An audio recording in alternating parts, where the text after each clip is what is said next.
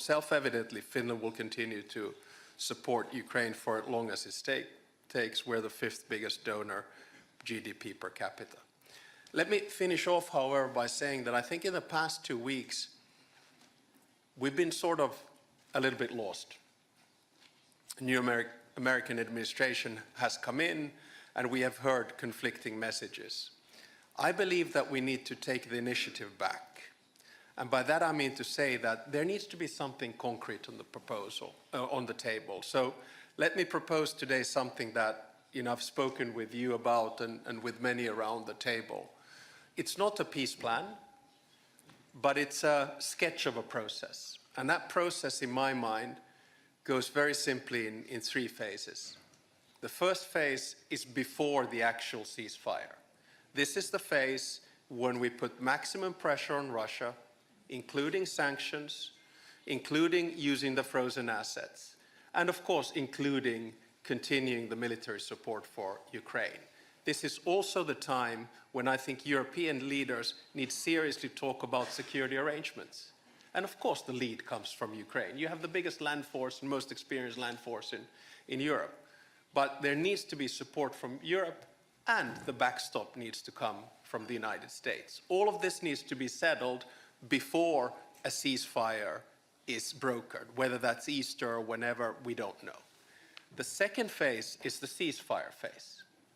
And the ceasefire basically means that there's a contact line, probably monitoring thereof, but it also means that 2 things are put into place. First is a negotiation on the actual agenda and modalities of the peace process, because there is no peace process, there is no agenda, there are no modalities. And the second one is, of course, confidence-building measures, which were mentioned here a little bit earlier, exchange of prisoners, returning the kidnapped children, etc., etc. This is the second phase. Then only begins the third phase, and we're far, far, far from it. And that is the actual peace process. That's when there is conversation about territory, that's when there is conversation about reconstruction, and that's when there is conversation about unraveling the sanctions.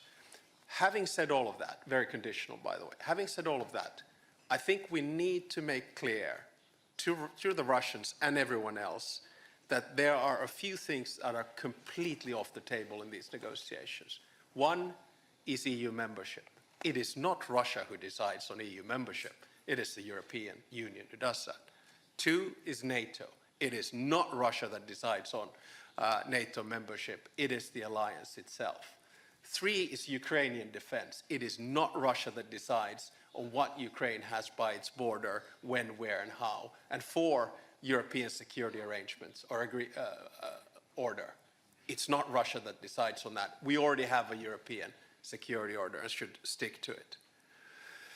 So those are off the table. And let me just finish off, because I do think this is such an important day, and I was watching all the colleagues on Maidan Square and the rest of it. But I do think this is a day when we have to honor the fallen Ukrainian heroes. I also believe that this is a day where we have to face the fact that Putin has lost this war, in a sense that we will see a European Ukraine, we will see eventually Ukraine in NATO, we've seen a unified European Union, and hopefully a stronger transatlantic alliance in the long run.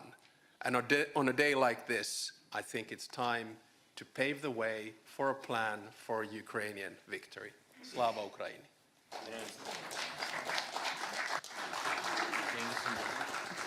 Дякуємо, пане президенте. А зараз я радий запросити до виступу його високоповажність пана Діка Схоофа, прем'єр-міністра Королівства Нідерланди. Нідерланди є важливим партнером України. Ваше лідерство поза конкуренцією, особливо важливим є ваш внесок у підвищення безпеки нашого неба. Прошу, пане прем'єр-міністре.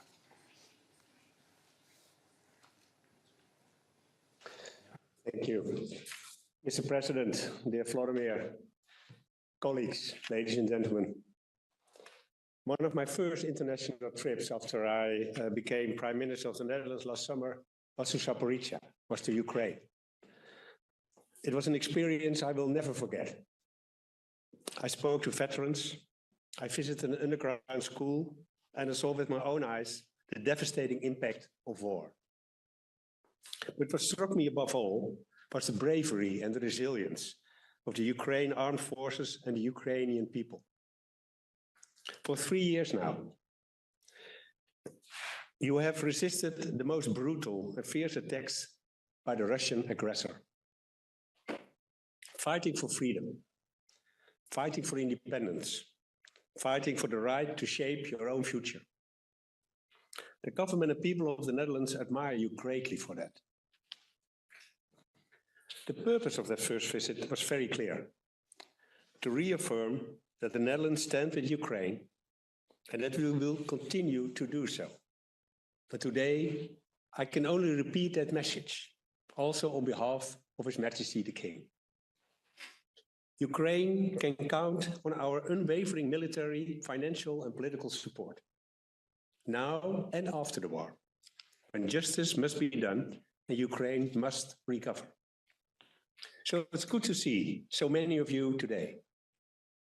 It shows that support for Ukraine remains strong and widespread. Today marks the start of the 4th year of the terrible war. Let us hope that it also marks the beginning of the end. In the past few turbulent weeks, we have been face to face with history. None of us can predict what will happen over the next few weeks and months. But whatever that may be, for the Netherlands, there can only be one outcome. And that is a just and lasting peace, both for Ukraine and for Europe. That means a peace that not only ends hostilities here and now, but also guarantees a safe future. That's why it's so important that Ukraine remains strong on the battlefield. Because we need peace through strength and not the enduring threat of war through weakness. And furthermore, it's crucial that your voice and our voices are heard in the negotiation process. Nothing about Ukraine without Ukraine. Nothing about Europe without Europe. Thank you, Volodymyr, for inviting us to this summit. Thank you all for attending and showing your support. Let's keep working together towards the best possible outcome. Thank you, and Slava Ukraine.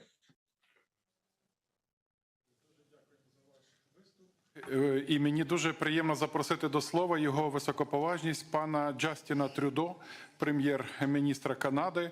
Канада займає особливе місце в серцях українців. Позиція Канади в групі G7 з початку повномасштабного вторгнення і, зокрема, у 2025 році під час канадського головування має важливе значення для успіху нашої боротьби. Прошу, пане прем'єр-міністре. Bonjour, mes chers amis. Good morning, everyone. Thank you to my fellow leaders for your timely and salient remarks. And above all, thank you, Volodymyr, for hosting today's summit and for your courageous leadership as the duly elected democratic leader of this great nation. Since the start of Russia's full-scale illegal war of aggression 3 years ago, you've shown remarkable personal bravery, resilience, and resolve, a defiant spirit mirrored by the unbreakable Ukrainian people. You continue to inspire me and tens of millions of my fellow citizens back home in Canada.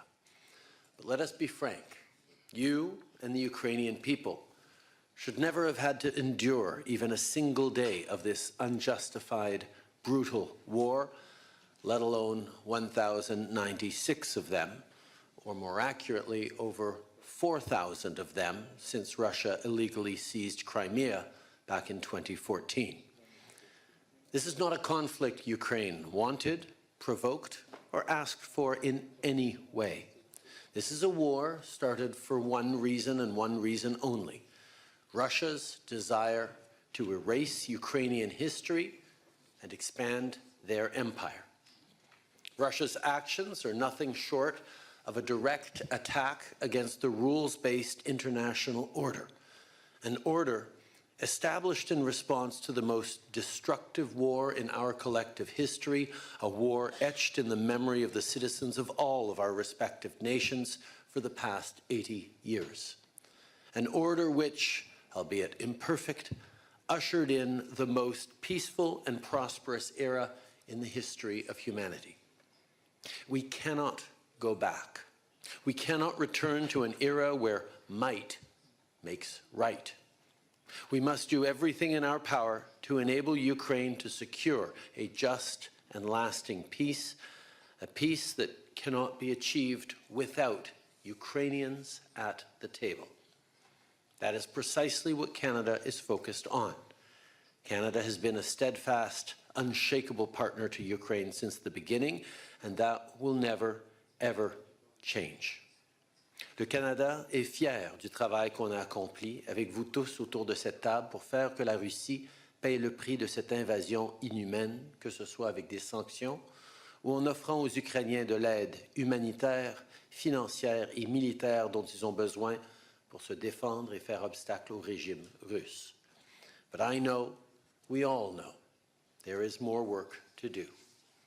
That is why I am announcing Canada will be providing 25 more LAV-3 infantry fighting vehicles to Ukraine. We will be delivering 2 armored combat support vehicles which Ukrainian forces will be trained on shortly in Germany.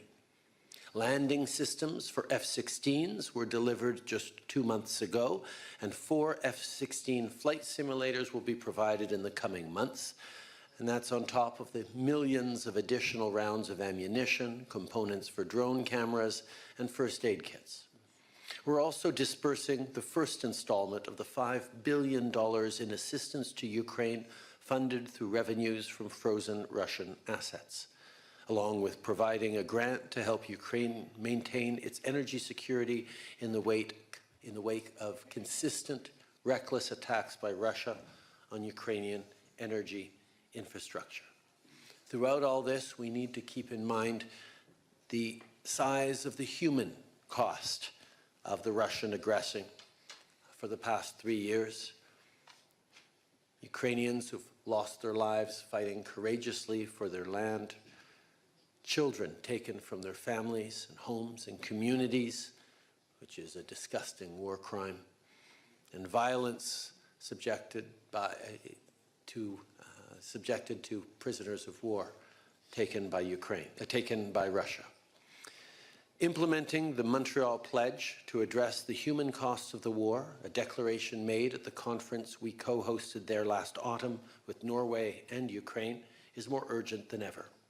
We will continue to work with Ukrainian forces through Operation Unifier, which has already trained tens of thousands of Ukrainian soldiers. And once a just peace is secured, Canada stands at the ready to work with our partners around the world to provide Ukraine the security it needs for the peace to last, allowing it to recover, rebuild, and prosper. Regardless of the great distance separating our 2 countries, Canada knows this is a war that we cannot afford to ignore. I know the stakes.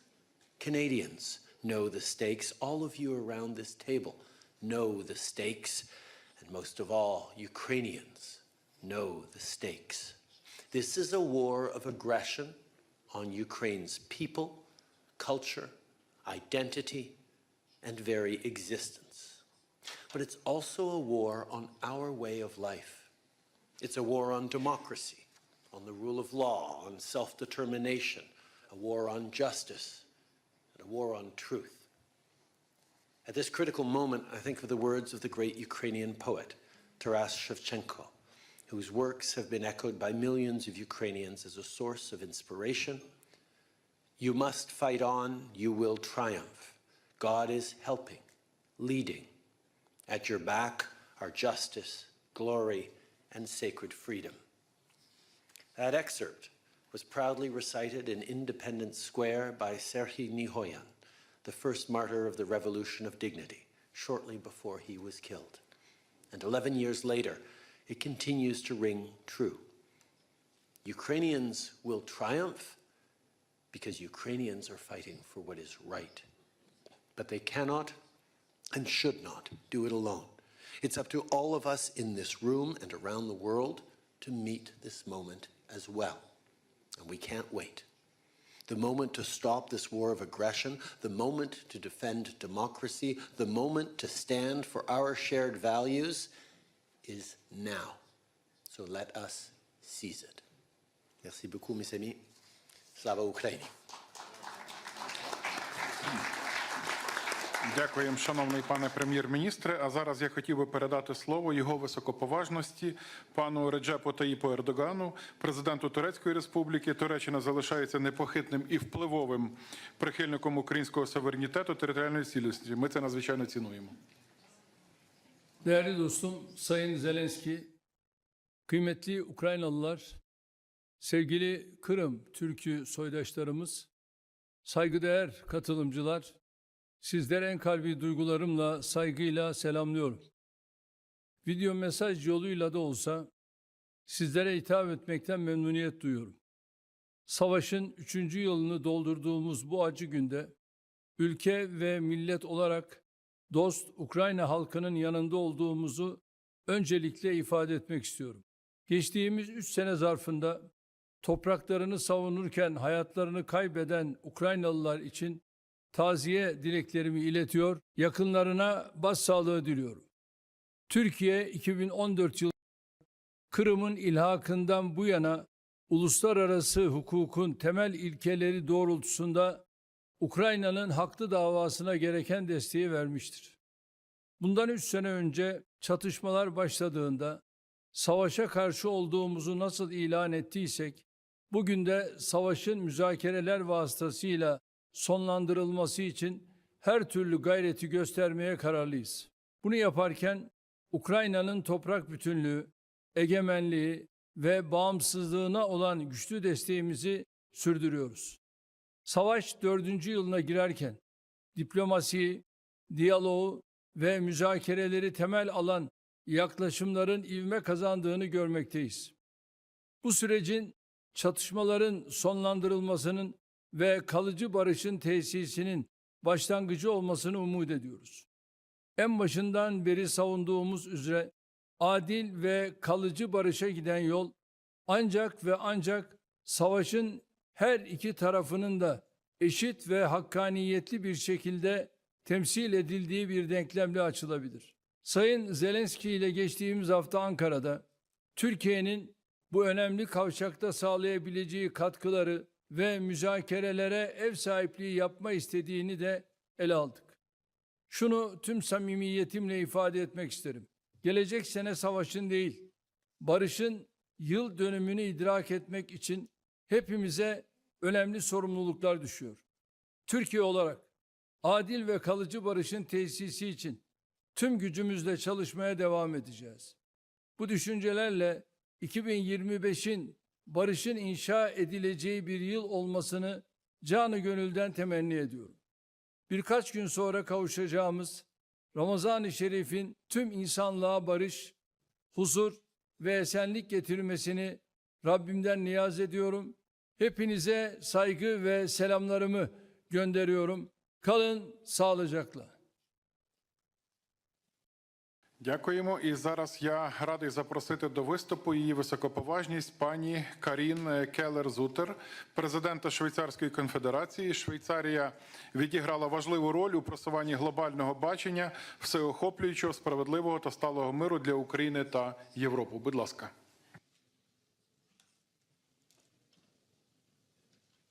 Thank you so much, Mr. President, Excellencies, ladies and gentlemen.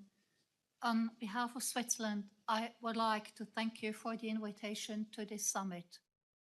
Let me start by expressing my heartfelt vicinity to the Ukrainian people who have endured another terrible year of suffering and war.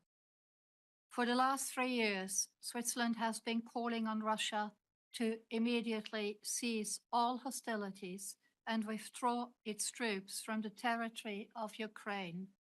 And we reiterate this call today.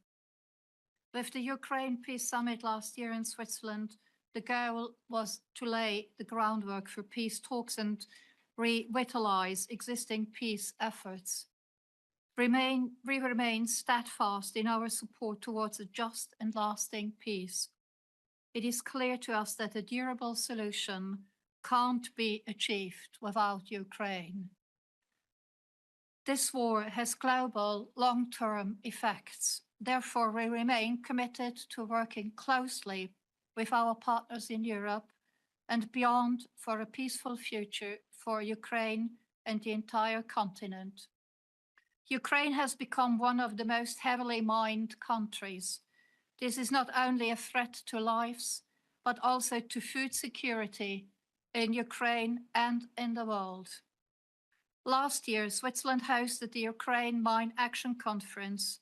More than 40 countries signed the Lausanne Call for Action, committing to concrete actions towards humanitarian demining in Ukraine. Switzerland also stands with Ukraine by providing humanitarian aid and supporting reconstruction. 2 weeks ago, the Swiss Federal Council approved a country program of 1.5 billion euro for Ukraine's recovery and reconstruction over the next 4 years. Switzerland has welcomed Ukrainian refugees, providing them with protection and support. Excellencies, in 2026, Switzerland will chair the OSCE. We will continue to work with all of you to contribute to peace and security in Europe. On this day, our thoughts are with all those who have suffered and continue to endure hardship due to this war. Let me reaffirm Switzerland's commitment to supporting Ukraine's recovery and reconstruction efforts and to working towards a future of peace, stability and justice. Thank you. Дуже дякуємо. А зараз я маю особливу приємність передати слово його високоповажності пану Антоніо Кошті, президенту Європейської ради. Дуже дякуємо вам за ваше особисте лідерство і непохитну підтримку. Thank you, dear Volodymyr, people of Ukraine, dear colleagues, excellencies. 3 years ago, Russia launched a full-scale invasion in Ukraine, a Russian war of aggression that was unprovoked, unjustified, and illegal. A war that violates Ukraine's sovereignty, its territorial integrity, its international recognized borders, and the fundamental principles of international law enshrined in the United Nations Charter. My thoughts are with all Ukrainians, with all those who have lost a family member and friend, with those who are wounded. The suffering Russia has inflicted in Ukraine is cruel and unjustifiable. The presence of all of us here today is a demonstration of our solidarity with people of Ukraine and with you, President Zelensky. We were here with you from day one.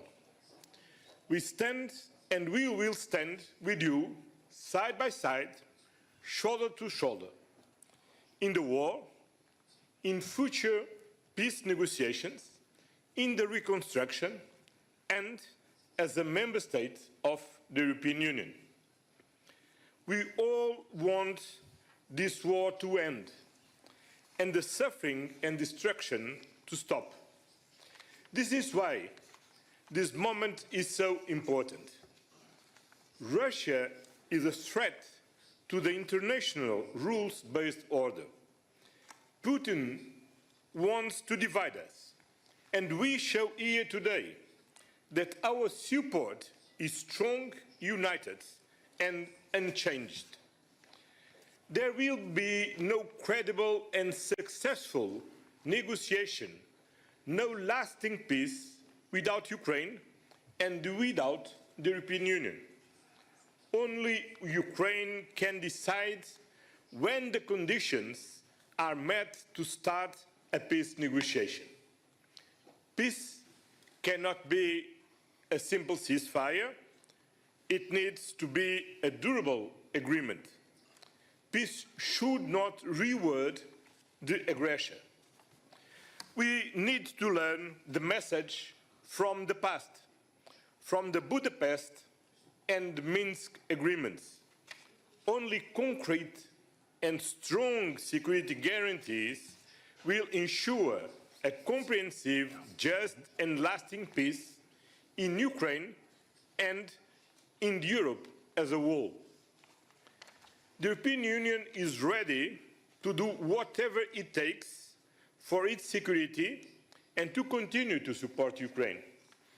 That is why I'm convening a special European Council next week on the 6th of March on supporting Ukraine and strengthening Europe's defense. Working very close with the European Commission and with Ursula, we are ready to effectively deliver on our defense capabilities and to significantly invest on it. We are ready to increase our financial and military support to Ukraine. And we are ready to build Ukraine's future within the European Union. Ukraine, you can count on us, and Slavia Ukrainia. Дуже дякуємо. Сьогодні ми маємо честь слухати не лише промови і виступи світових лідерів, а також матимемо честь почути і наших мужніх воїнів з передової. І зараз для мене особливо приємно і почесно надати слово відважним воїнам 93-ї окремої механізованої бригади «Холодний Яр», які боронять нашу батьківщину на Покровському напрямку. Головний сержант батальйон безпілотних систем Денис Кардаш. Прошу до слова. Вітаю всіх, слава Україні! Сьогодні до 11-ї річниці початку агресії на території України Російської Федерації і до 3-ї річниці великого наступу повномасштабної війни Росії з Україною. Хотілося б подякувати всім європейським лідерам та країнам, які нас підтримують у цій війні, йдуть разом з нами до перемоги. Зараз ми, бійці 93-ї бригади батальйону безпілотних систем Black Raven, знаходимося на бойових позиціях, виконуємо бойові завдання на найгарячіших напрямках нашої країни. Це Покровський напрямок, це напрямок Бахмутський. Наші підрозділи виконують завдання з прикриття неба, знищення ворога і підтримки нашої піхоти на всіх цих напрямках. Лише протягом останніх днів наша бригада відбила десятки атак агресора, які хотіли захопити нашу вільну Україну. Нашим батальйоном безпосередньо за ці декілька днів було знищено біля 30 єдиниць техніки та засобів ураження, які агресор кожен день застосовує в нашу сторону. І близько 50 окупантів було знищено на наших напрямках за ці 2 дні. Лише чимало, я знаю також, що чимало країн є, які нам допомагають, пройшли через такий ж самий агресію зі сторони Росії і знають, що це таке і як це відбувається. Хочу нагадати всім, хто може не до кінця розуміє, що це таке, що війна, вона приходить несподівано і ніхто до неї ніколи не готується. І це дуже погано. Чи важко нам зараз тут? Важко. Неймовірно важко. Чи хочемо, чи втомилися ми від війни? Втомилися. Так, але це битва за нашу незалежність. Це битва за наших рідних. Це битва за нашу сім'ю і за нашу країну і за нашу націю. Якщо ми програємо цю битву, то в нас цього всього не буде. Не буде майбутнього у наших родин і наших дітей. Хочу подякувати всім странам, які підтримують нас, всім народам, людям, які підтримують нашу боротьбу. Хочу подякувати всім волонтерам. Це українські волонтери, це наші люди, це волонтери інших стран, які допомагають сильно, допомагають і реагують дуже швидко, тому що війна йде кожен день і вона дуже жорстока. Хочу подякувати всім воїнам, які зараз захищають нашу країну. Це воїни, як українські, так і іностранні воїни, які приїхали допомогти нам стати вільними. Дякую всім. Слава Україні, слава нації і вічна пам'ять всім загиблим героям, які захищали нашу страну від російської агресії. Дякую.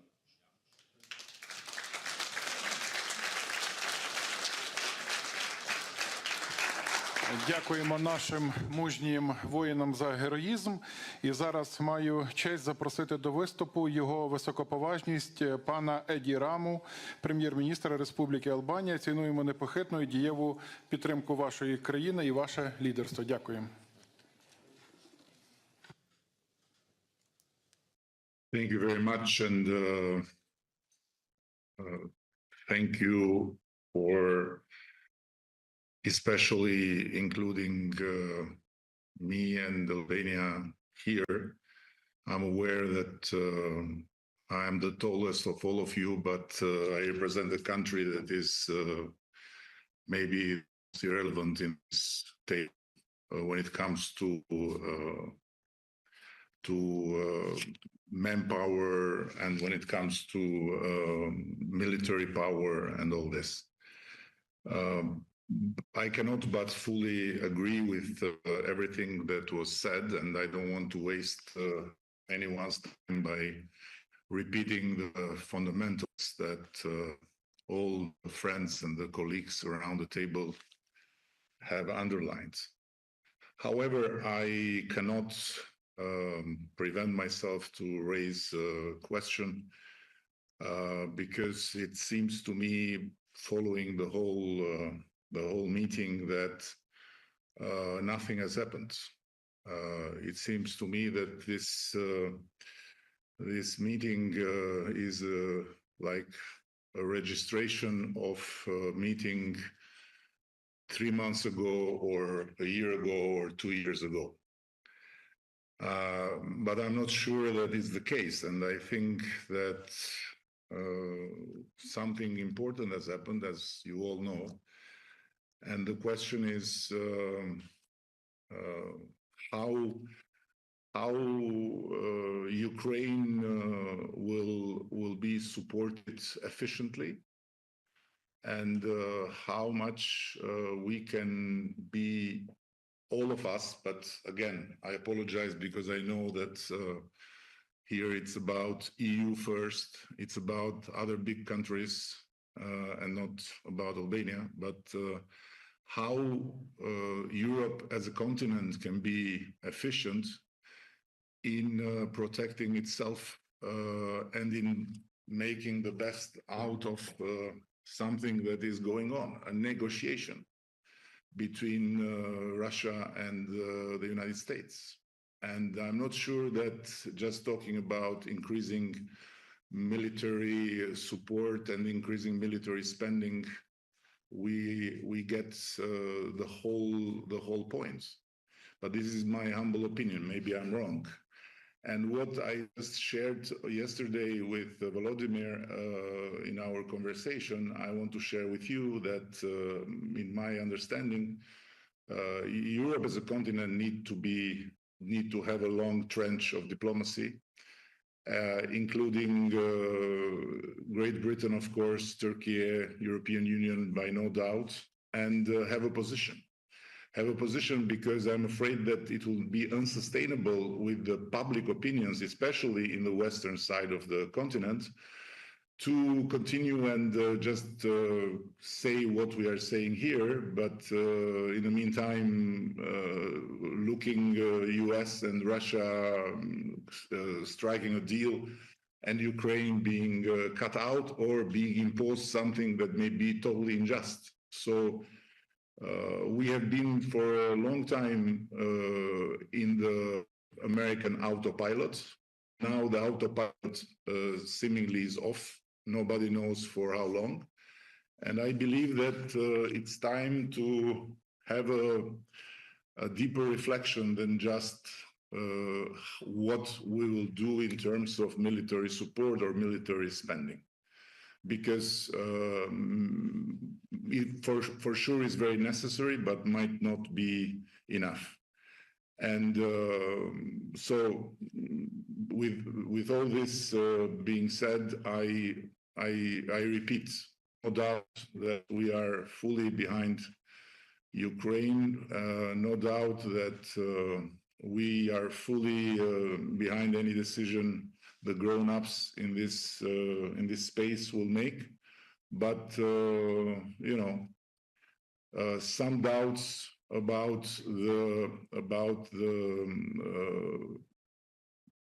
the fact that here we are talking just about half of the story and not of the other half, and we are dealing just about half of the problem, which is the military side, and not the other half, which is the politics and the diplomacy of it, has to be shared. And I apologize again. I'm very much aware that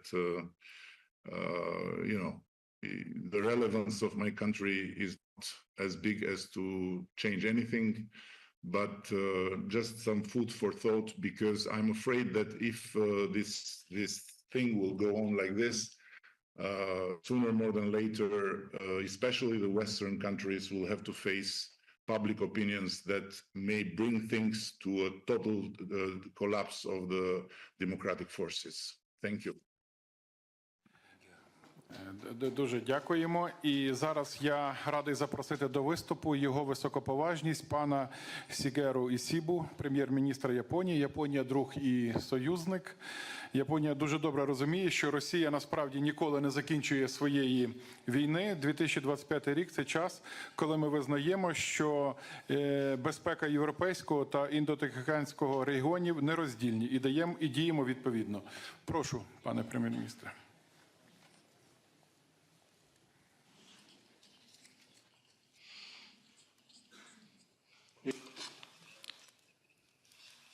I am Ishiba Shigeru, the Prime Minister of Japan. Today marks 3 years since the start of Russia's aggression against Ukraine. We strongly condemn the ongoing Russian attacks and once again express our admiration for the courage and resilience of the Ukrainian people who are standing up against the aggression. Furthermore, it is very meaningful that discussions on supporting Ukraine are being held at today's meeting, and I would like to pay my utmost respect for Ukraine's initiative in hosting this meeting. Russia's aggression against Ukraine is an outrageous act that shakes the very foundation of the international order. Such unilateral attempts to change the status quo by force must not be tolerated anywhere in the world. With this in mind, Japan has strongly provided support to Ukraine and has imposed sanctions on Russia since the beginning of the aggression. Currently, various diplomatic efforts are ongoing to achieve peace.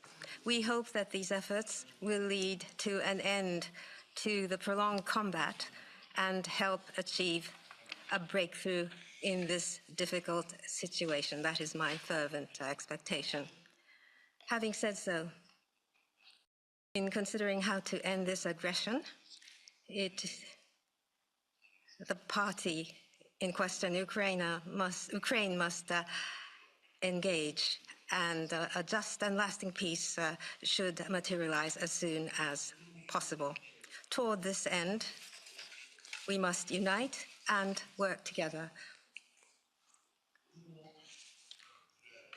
Our stance of supporting Ukraine will remain steadfast. Japan continues to work with Ukraine to restore peace to the beautiful land of Ukraine. Thank you. Дуже дякуємо. А зараз я з особливою приємністю запрошую до слова її високопані Урсулу фон дер Ляйен, її високоповажність, президентку Європейської комісії. Дякуємо за ваше особисте лідерство, за ваші одні з перших візитів в Україну і за демонстрацію справжньої підтримки і нашим людям, і нашій країні. Дякуємо. Thank you very much, dear Volodymyr, fellow leaders, people of Ukraine. The 24th of February 2022 is a day that will live forever in infamy. And today we join you in commemoration of the fallen hero of Ukraine and those who are still fighting at the front line, as we have just heard. A peaceful nation was invaded with no reason except Putin's imperial obsession. But we believe in a free and a sovereign Ukraine on the path towards the European Union, and we join you in shaping this future together. The war in Ukraine remains the most central and consequential crisis for Europe's future. Putin is trying harder than ever to win the war on the ground. His goal remains Ukraine's capitulation, and we know what could happen next, because it has already happened before. It is not only the destiny of Ukraine that is at stake, it is Europe's destiny that is at stake. So our first priority remains to empower Ukraine's resistance. And so far, the European Union and the member states have supported Ukraine to the tune of 135 billion euros. That is more than anybody else. Thanks to our Ukraine facility and the G7 loan, we have closed Ukraine's budgetary gap for the entire year of 2025. Now, in parallel, we must speed up the immediate delivery of weapons and ammunition, and this will be at the heart of our work in the coming weeks. Today, I'm here with the whole College of Commissioners of the European Commission to mark our wholeheartedly support for Ukraine. A free and sovereign Ukraine is not only in the European interest, but it is in the interest of the whole world, because the autocrats around the world are watching very carefully whether there's any impunity if you violate international borders or invade your neighbor, or if there is true deterrence. This is not only paramount for Europe, it is also important for Asia, for Africa, and for both sides of the Atlantic. An investment in Ukraine's sovereignty is an investment in the prevention of future wars. And there is more in for Europe and the world. Ukraine has a highly innovative and thriving defense industry. This should never fuel the arsenals of an aggressive power, but it should strengthen the resilience of a European Union with Ukraine as its member that is taking on more responsibility for its own security. Ukraine has a lively startup scene with a lot of experience in the rising sectors like artificial intelligence and drones. The can-do attitude and the entrepreneurial spirit of young and dynamic Ukrainian companies can provide important impulses to Europe's competitiveness. Dear Volodymyr, Europe is here to strengthen Ukraine in this critical moment. I can announce that a new 3.5 billion euro payment for Ukraine will arrive already in March. Second, as President Costa just has announced, there will be a special European Council, and I will present at this special European Council a comprehensive plan for defense investment, for scaling up our European arms production and defense capabilities, but also for investment in Ukraine's defense industry, scaling up your arms production, your defense capabilities. So this will be a plan for the European Union and for Ukraine. And then there's a third point I want to speak about. That is energy. For 3 years, Russia has sought to plunge Ukraine into darkness by relentlessly targeting the energy infrastructure. Therefore, the Commission has prepared an ambitious package on energy security. The aim is to ensure a resilient, a secure, competitive energy system for Ukraine. Together, we have managed during this winter already to provide 1.8 gigawatt. But now we will fully integrate Ukraine's and Moldova's electricity market in our own electricity market by the end of next year. And we will seize the full potential of Ukraine's vast gas storages, of which 80% are located closer to the EU member states. And this will generate income for Ukraine. And we will accelerate investment in Ukraine's renewable energy. All these efforts will result in greater energy security for both the European Union and Ukraine. Finally, no one wants more peace than the Ukrainian people. But they want a just and a lasting peace. And this only comes through strength. And this is why we strengthen your economy.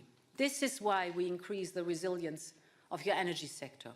This is why we will continue training and equipping your troops. Think of the importance of artillery ammunition, for example. This is why we have to provide security guarantees backed by the United States. This is why today we are adopting the 16th package of sanctions. We will increase punitive sanctions against Russia until they demonstrate true willingness to achieve a lasting peace agreement. We stand by Ukraine for as long as it takes. I cannot wait for the moment, after having listened also to your soldier at the front line, till we start to reconstruct Ukraine again, Ukraine as a member of the European Union. Slava Ukraini. Thank you so much.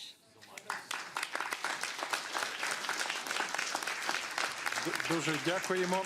А зараз маю честь надати слово її високоповажності пані Роберті Мецолі, президентці Європейського парламенту.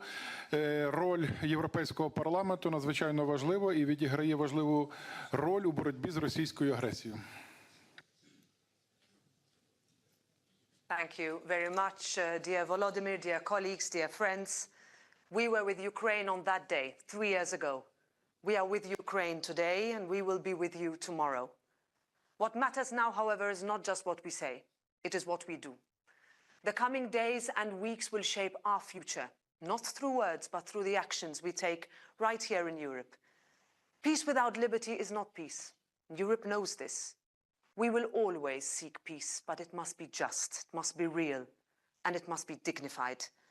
And it must be based on the principle of nothing about Ukraine without Ukraine. Because the concept of might is right will not define the new world order. It cannot. For 3 years, Europe has stood with you, and let me be clear, we will not waver. I will never forget those moments in Kyiv at the start of the invasion when the world saw you all stand up. The European Parliament has been united from day one. And together with President von der Leyen and President Costa, we will speak with one voice, because we understand that together we are strongest. But now we must do more.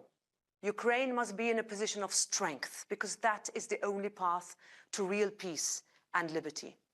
That means Europe must step up without delay, militarily, financially, as we've just heard, and diplomatically. We must move forward with using frozen Russian assets, tightening sanctions, and increasing pressure. And we must get serious about our own defense, and fast. Let's be clear, Ukraine's fight is Europe's fight. This is not just an attack on Ukraine. It is an attack on democracy, on our way of life, on everything we stand for.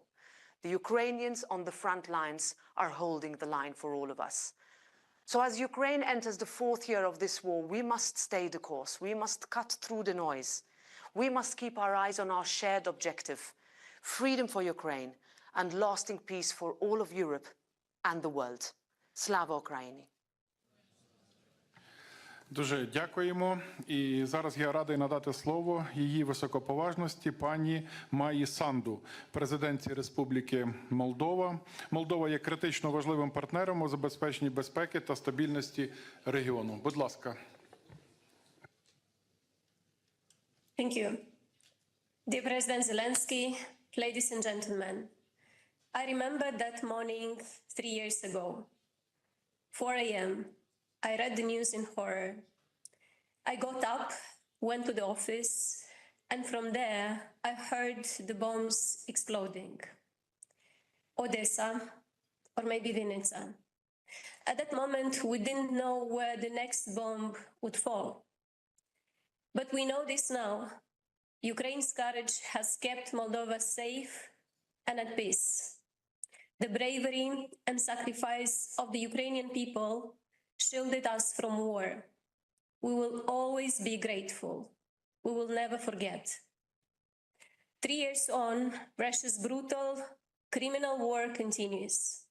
The Kremlin's aggression has brought suffering and devastation on a scale Europe has not seen since World War II. Just yesterday, Ukraine endured the largest drone attack since the start of the war. Russia is not looking for peace, yet the world speaks of peace. But peace must be just, lasting, and real. A flawed peace, one that ignores Ukraine's security or sidelines Europe, will not end the threat. It will only delay it. A fake peace, one that lets Putin regroup, rearm, and invade again, is not peace. That is why we must stand together. Russia's goal is division between allies, between countries, within societies. Instead, we must stand united. Security guarantees are key to making sure history does not repeat itself, that Putin can never deceive the world again, that Russia will no longer bring death to other nations. The world needs real security guarantees, clear, strong, and enforceable. Moldova supports these efforts. We stand with Ukraine in securing concrete guarantees that will ensure lasting peace.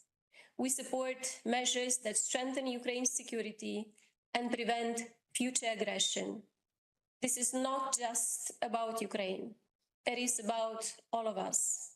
And let me be clear, Putin would not stop at Ukraine. That is why our response must be firm, our support unwavering, because Ukraine is not just fighting for itself, it is fighting for all of us. And while Ukraine stands, Moldova stands, Europe stands. Let us make sure we're standing up, not standing by. Moldova stands with Ukraine. Moldova stands with freedom. And together, we will spare no effort for real peace to prevail.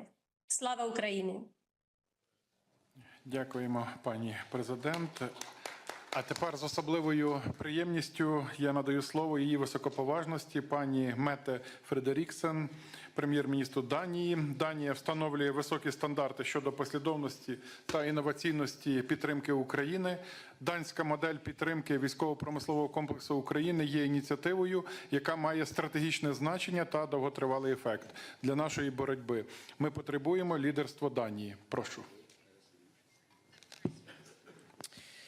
Those who say that we are in a time when there are no heroes, they just don't know where to look. So it was said many years ago, and dear friends, today gathered here in Kyiv, we don't have to look very far to see the heroes of our time. Dear Volodymyr, you and your countrymen have been fighting now for 3 long years, a full-scale war of aggression started by Russia. You have defended not only your own country, but all of Europe, and I believe that none of us present in this room are able to put into words how grateful we are. But then we can show it in action. And therefore, I have 3 key messages today. Firstly, I strongly urge every European country to increase support for Ukraine. Not tomorrow, but today. Remove all self-imposed red lines, scale up military and financial assistance, and support production directly in Ukraine. Conditions for peace are to be set through strength, and I think that is the single most important task for Europe right now. Secondly, a ceasefire without a sustainable peace will cause a lot of danger to all of us. It will give Russia room to rebuild and to rearm and to relaunch an attack on Ukraine or another European country. I have never believed that this war is primarily about Ukraine. You are paying the price for it, but this war is about Russia. It's about the imperial dreams, and therefore I find it very difficult to trust Putin and to trust Russia. And it goes without saying that nothing should be negotiated without Ukraine, not only at the table, but in the center of the table, of course. Thirdly, we need to ensure Ukraine has a real and strong security guarantee. NATO membership is, of course, the strongest security guarantee. It is the easiest way forward, it's the cheapest way forward. I know that some allies are against this, and therefore I ask the question, if we cannot give you membership of NATO, and I think it's the only way forward, then we have to find another way to provide Ukraine with a clear, long-term security guarantee. Let me just conclude by saying that the best things about heroes is that they always win at the end. And if they aren't winning, then it's not the end.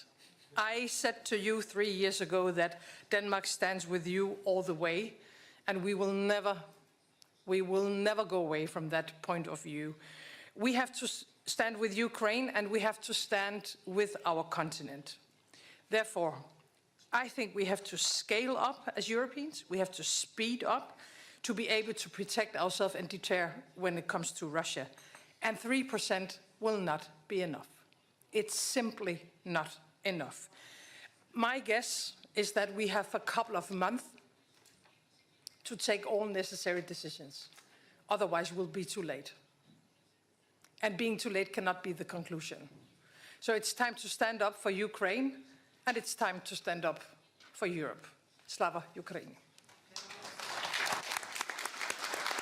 Дуже дякуємо. Тепер я запрошую до виступу її високоповажність пані Міріам Спітері де Боно, президентку Республіки Мальта. Ми вдячні вам за вашу підтримку. Mr. President, Excellencies, distinguished colleagues. Today, we gather to mark 3 years since Russia launched its war of aggression against Ukraine, in violation of international law and the principles enshrined in the United Nations Charter. On this occasion, we remember the countless civilians affected, especially the most vulnerable, women, children, and the elderly. Since then, Ukraine has stood firm, demonstrating remarkable courage and resilience in the face of aggression. The time has come for this war to stop, and for the international community to stand firm in defending the principles of the United Nations Charter. It is time for Europe, the United States, Ukraine, and also Russia itself to work together to achieve a just and lasting peace. From the outset, Malta has been unequivocal. Ukraine's sovereignty, security, and territorial integrity within its internationally recognized borders must be withheld. We remain steadfast in this commitment. Malta has consistently demonstrated its unwavering support for the efforts shown by different partners to assist Ukraine. The EU and its member states have played a huge part, including through the provision of vital humanitarian assistance to displaced persons, the reconstruction of critical infrastructures, sanctions, and the provision of non-lethal military assistance through the European Peace Facility.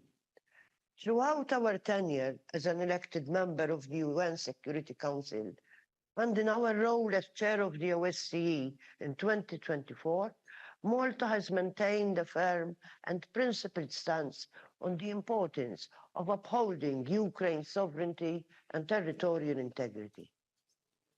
As developments unfold, we must be clear in our strategy, firm in our demands, and unwavering in our continued support for Ukraine.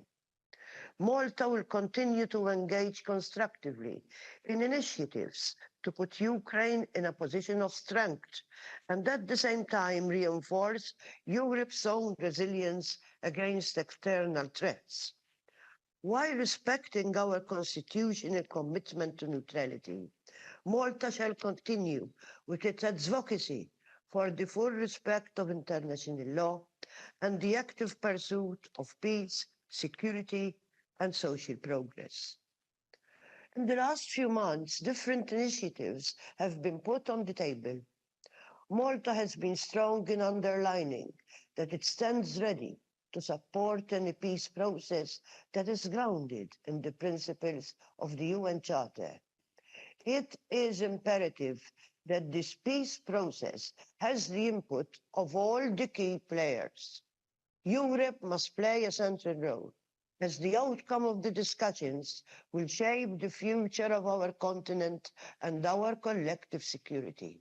Furthermore, it is inconceivable that Ukraine be sidelined and left out of the equation. History has shown that appeasement does not work. A lasting peace cannot be imposed. Europe and the United States share a strategic interest in securing peace. It is key that Europe and the US remain united and stand steadfast in ensuring that no country succeeds in redrawing borders through coercion and the use of force. To our Ukrainian friends, you know better than anyone else that the way ahead is not easy.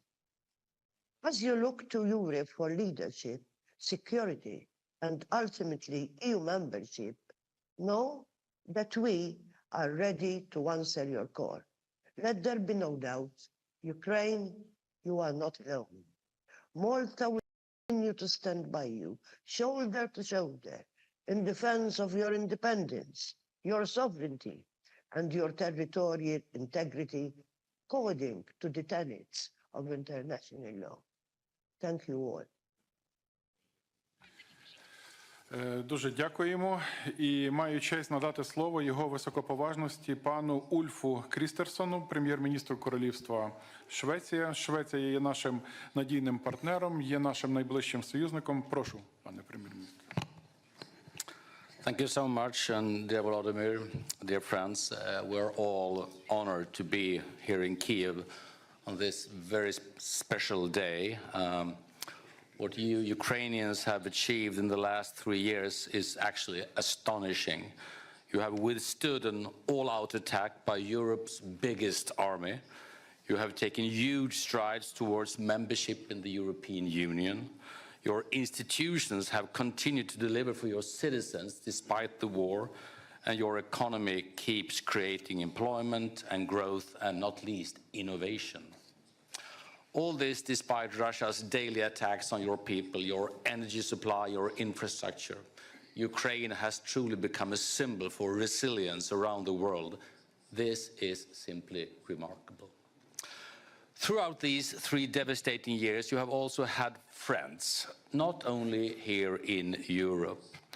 Throughout the world, countries are demonstrating their opposition to Russia's aggression, its atrocities against your people, its attempts to destroy your economy, because they know that if Russia and Russia's crimes against Ukraine go unpunished, then the world will become dangerous for all of us.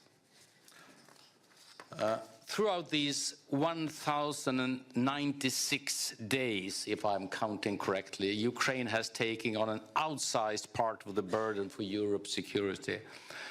This we need to acknowledge as we pay our deepest respect to all the people, civilians and military, that have been killed. As the US administration now takes initiatives, we may be entering a new and decisive phase. Europe and our partners now need to step up, as Mette said, our own efforts in support of Ukraine.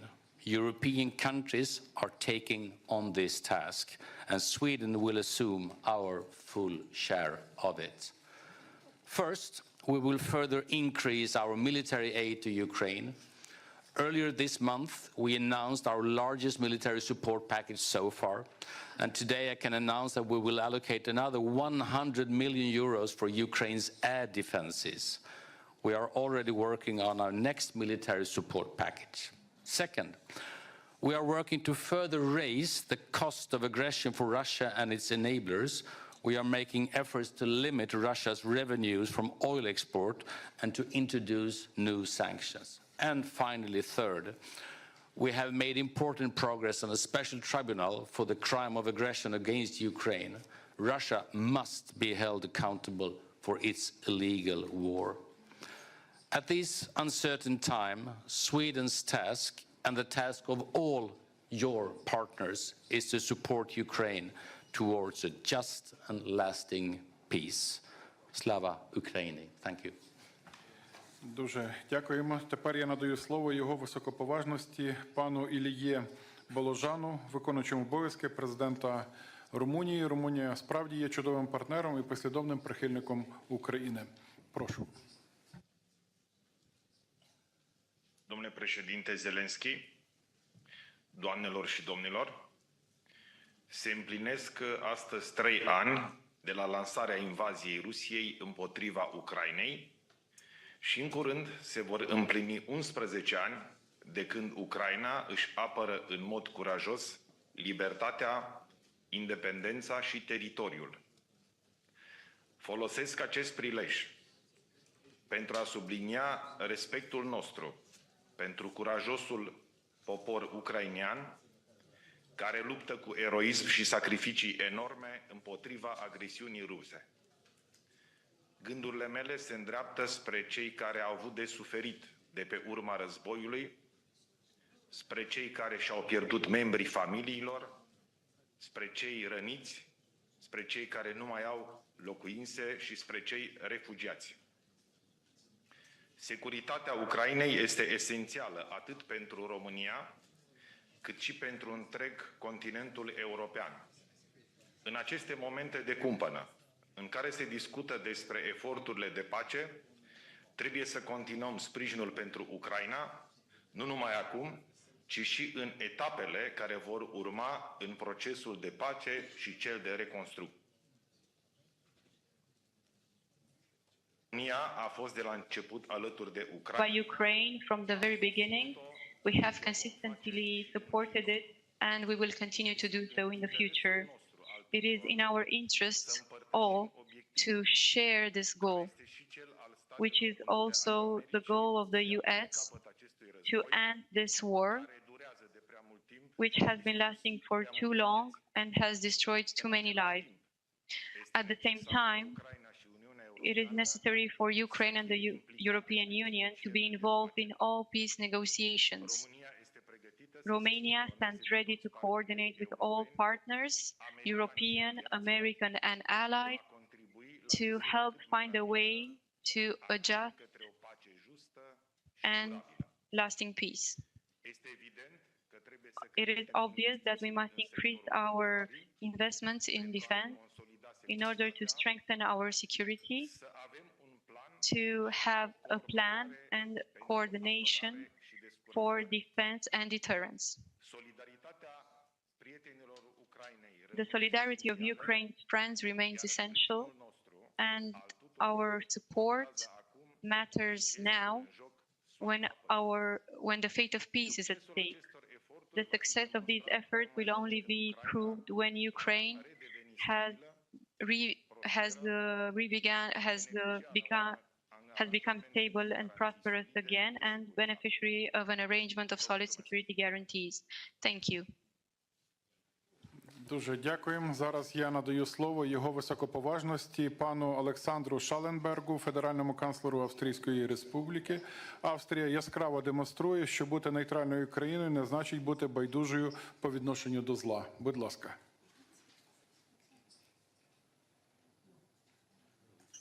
Dear colleagues, dear Volodymyr, dear Andrei, you're absolutely right. Being neutral doesn't prevent Austria to having a very clear stance on this issue. Today, we sadly mark 3 years since Russia launched an unprovoked, brutal and illegal war of aggression against Ukraine. For 3 years now, we have had to witness, day in, day out, how Russia brought about tremendous destruction, unspeakable suffering and immense despair to Ukraine and its brave people. Dear colleagues, the Ukrainian people have been defending with immense courage and sacrifice not only their own way of living and their aspirations for the future, but also, and I believe we all agree on that, our common values, our common principles, our common freedoms. And yes, we share a common responsibility for the security, for the freedom and prosperity of our European continent, including Ukraine. And we have to do this with self-confidence and calmness and firmness. It is clear this brutal war must stop. The earlier, the better. And like any war, it has to end at the negotiating table, with all parties concerned sitting at the table. But it must not end under any circumstances, and I don't believe it will, as an imposed peace. We want, I believe we all share the same view, a comprehensive, a just, a lasting peace based on international law. A peace that guarantees the interest of Ukraine and our own. We will continue to work with our global partners in achieving this important objective. But one thing has to be crystal clear. Negotiations on Ukraine must include Ukraine, just as talks on the European security must include all concerned parties in Europe. We will continue, as Austria, to support all serious efforts towards a comprehensive, just and lasting peace in Ukraine. In our capacity as host as one of the UN headquarters and seat of the OSCE, we also stand ready to provide a venue and to facilitate discussions if needed. Since day one, dear colleagues, Austria has stood in full solidarity with Ukraine and its people and has been providing extensive humanitarian, financial, and diplomatic support. In addition to our contribution in the framework of the European Union, the Austrian government has so far provided almost 300 million euros in bilateral assistance. Furthermore, Austrian Länder, municipalities, businesses, and the civil society have also shown enormous support and generosity vis-à-vis the people of Ukraine. And I can assure you, we will continue to do so. Thank you very much. Дякую. Маю честь запросити до виступу його високоповажність пана Педро Санчеса, голову уряду Королівства Іспанії. Ми вдячні за вашу активну роль у підтримці України. Thank you, dear Volodymyr, dear friends. Since the 24th of February of 2022, already 3 years ago, we have witnessed a systematic violation of the most basic principles of humanity here in Ukraine. The war crimes committed by Putin's regime cannot go unpunished.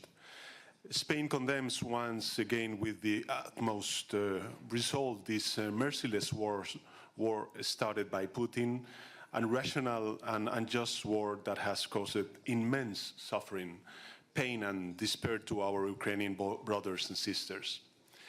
The Spanish people admire the courage with which Ukrainians are defending freedom and democracy, an example of dignity and resistance against Putin's brutal aggression. At these critical times, let me highlight 3 messages. The first one is that Spain is committed to the full sovereignty of Ukraine. All Ukraine can decide its future. Spain welcomes all efforts to work towards peace, but peace must be fair, sustainable, and comprehensive. For peace to be just, Ukraine needs to sit at the negotiation table. For peace to be sustainable, Europe has to participate in it. For peace to be comprehensive, it cannot be a mere ceasefire. Second, we will continue supporting as long as it takes. We will not let you down when you need us the most. Spain will continue to provide military support and equipment with even more determination than what we have done in the past. In this regard, I'm proud to announce a new military assistance package for Ukraine worth 1 billion euros in 2025. We will also work hand in hand with Ukraine in its reconstruction, creating the necessary structure to boost the process and encouraging Spanish companies to actively engage in plans and projects. We must also address the needs of the Ukrainian diaspora. That is why I'm also happy to share that Spain and Ukraine will establish a Ukrainian hub, Casa Ucrania, in the province of Alicante. And third, we must ensure that Ukraine joins the European Union as soon as we can. Whatever happens in the coming months, Ukrainians' accession to the European Union is the most important victory for the Ukrainian people. Ukraine's hope is in Europe, but Europe's hope is also in Ukraine. You are giving us hope by defending the values and ideas of freedom for which many Europeans gave their lives in the past. Allow me to conclude precisely with this idea of hope. Difficult months lie ahead, but I am convinced that at the end of this terrible period, freedom and democracy will prevail over violence and authoritarianism. The Ukrainian people can count on Spain. Rest assured, we will be with you as long as it takes and as much as you need.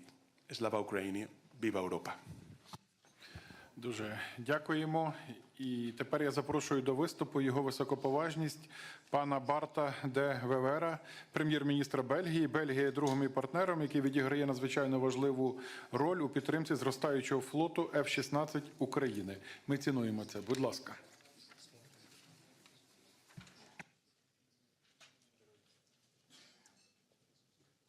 Dear President Zelensky, вітаю народ України.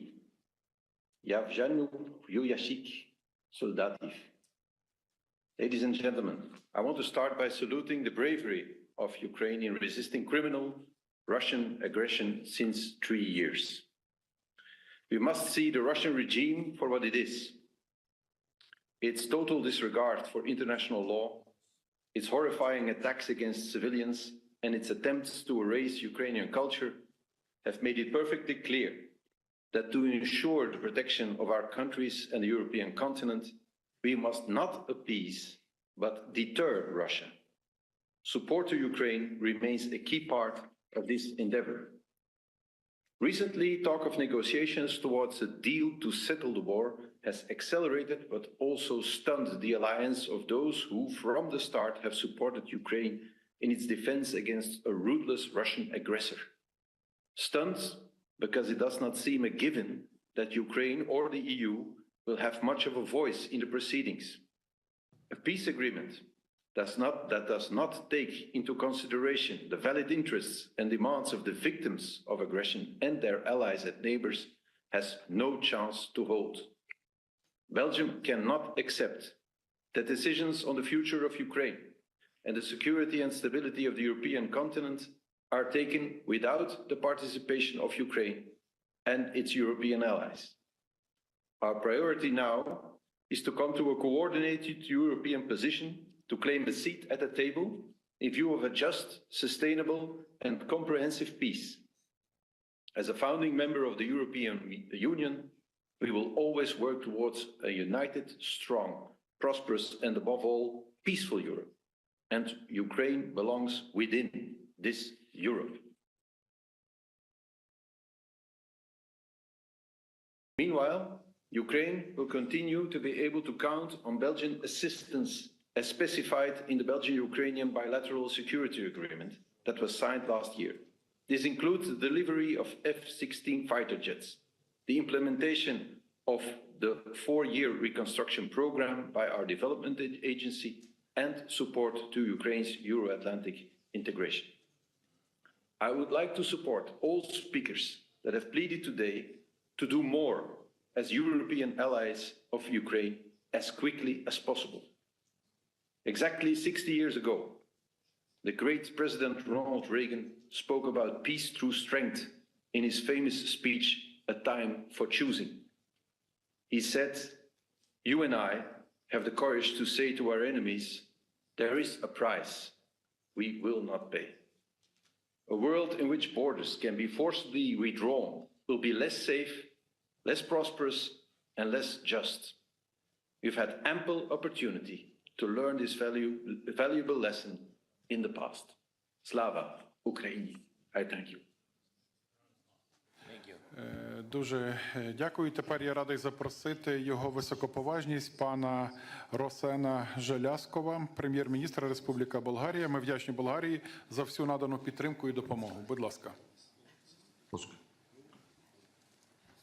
Шановний президенте Зеленський, шановні українські колеги, dear colleagues, 3 years ago, Russia launched a war of aggression against Ukraine, a war which is a direct assault against the peace and stability in Europe and the world, against the UN Charter and the principles of international law. Today, as we mark this dreadful anniversary, we gather to reflect on the struggle of the Ukrainian people and also to reaffirm our collective commitment to peace, sovereignty, justice, and the primacy of international law. The Ukrainian people have been living in suffering and destruction for more than 1,000 days now. Critical civilian infrastructure, such as nuclear plants and dams, have been damaged by military actions in complete disregard of the potential consequences for the environment and the civilian population far beyond the front lines. Ukraine has bravely held its ground, but the human cost of the war has been staggering. Tens of thousands of civilians, including children, have been killed or wounded. Millions have been forced to flee their homes seeking safety, and refugees in neighboring countries and beyond. Forceful displacement, illegal abduction, and deportation, even of children, have been the terrible experience of thousands of innocent Ukrainians. Ladies and gentlemen, there must be no negotiations on peace in Ukraine without Ukraine and the European Union. Ukraine must be given credible and robust security guarantees which are indispensable to any comprehensive, just and lasting peace on our continent. In the meantime, while Russia's war still rages on, we must continue our comprehensive support to Ukraine.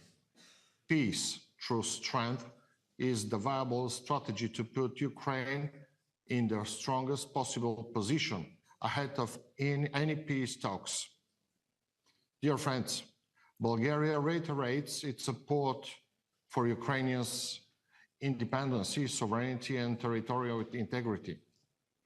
From the very beginning of the war, Bulgaria has been providing military, financial, political, and humanitarian assistance to Ukraine as part of the international support efforts.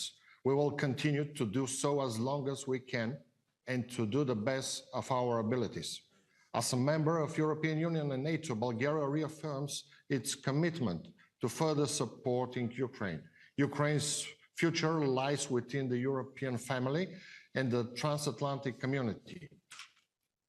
The Ukrainian people must be given an opportunity to rebuild a strong, resilient, and democratic Ukraine. Only through unity and resolve can we make sure that the sacrifices made over the past 3 years are not in vain and will lead to a brighter, more secure future for Ukraine and for all of Europe and the world.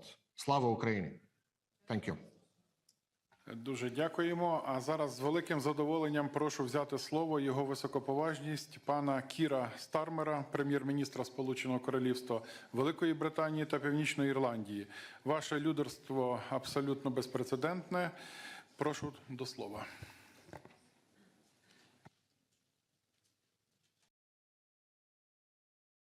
Thank you very much. Colleagues, let me start with Volodymyr and say on this day of all days, I want to pay tribute to your leadership, Volodymyr. And friends, it is right that we mark this grim anniversary together. For 3 years, we have been united in opposition to Russia's barbaric invasion. And for 3 years, we've been full of admiration for the incredible response of the Ukrainian people. Their voices must be at the heart of the drive for peace. And I want to be clear that I hear them. I think of the soldiers and the civilians that I met in Kyiv just a few weeks ago in the ICU, the burns unit, the witnesses to the horror of Bucha, the school children I met living under constant bombardment, the soldiers training in the UK bound for the front line. Their voices echo in my ears. They inform decisions that I take and the peace that I believe that we must see. So I have a very simple, clear message today. The UK is with you today and every day. From His Majesty the King to the NHS workers volunteering in hospitals in Ukraine, to the communities that took Ukrainian refugees to their heart. And that's why I signed our 100-year partnership with President Zelensky last month, because we believe in Ukraine's fight today and the country's incredible potential to thrive in the years to come. This is a time for unity. In this crucial moment, as talks begin, we must work together to shape the outcome. Russia does not hold all the cards in this war because the Ukrainians have the courage to defend their country, because Russia's economy is in trouble, and because they have now lost the best of their land forces and their Black Sea fleet in this pointless invasion. So we must increase the pressure even further to deliver an enduring peace, not just a pause in the fighting. And we can do that in 3 ways. First, by stepping up our military support to Ukraine. And the UK is doing that, providing £4.5 billion in military aid this year, more than ever before. We're doing more than ever to train Ukrainian troops, helping Ukraine to mobilize even further. And we're proud to have taken on the leadership of the Ukraine Defence Contact Group. Secondly, we must keep dialing up the economic pressure to get Putin to a point where he is ready not just to talk, but to make concessions. So today we're announcing the UK's largest packet of sanctions since the early days of the war, going after Russia's shadow fleet and going after companies in China and elsewhere who are sending military components.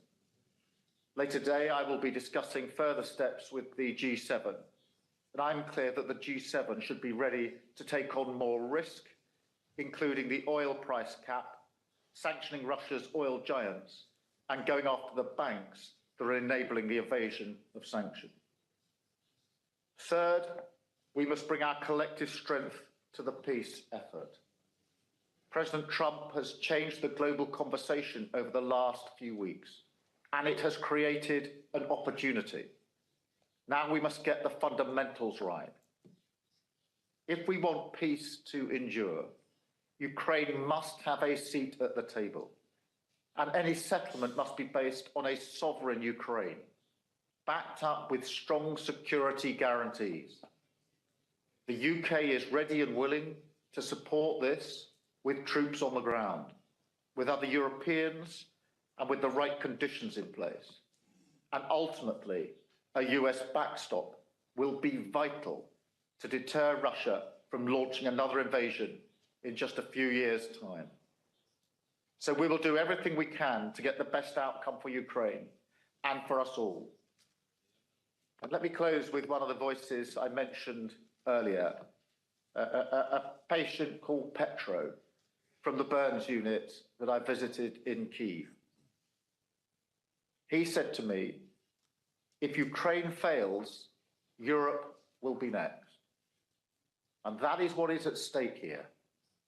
That is why we will always stand with Ukraine and with our allies against this aggression and for a just and lasting peace. Slava Ukraini. Thank you. Ще раз дякуємо вам за ваше лідерство. Ми продовжуємо включення з особливих місць нашого опору та стійкості. І зараз я маю честь передати слово пані Ользі Каменевій, лікарю, яка виконує свої обов'язки в Херсоні, місті, яке було звільнене від російської окупації. Будь ласка.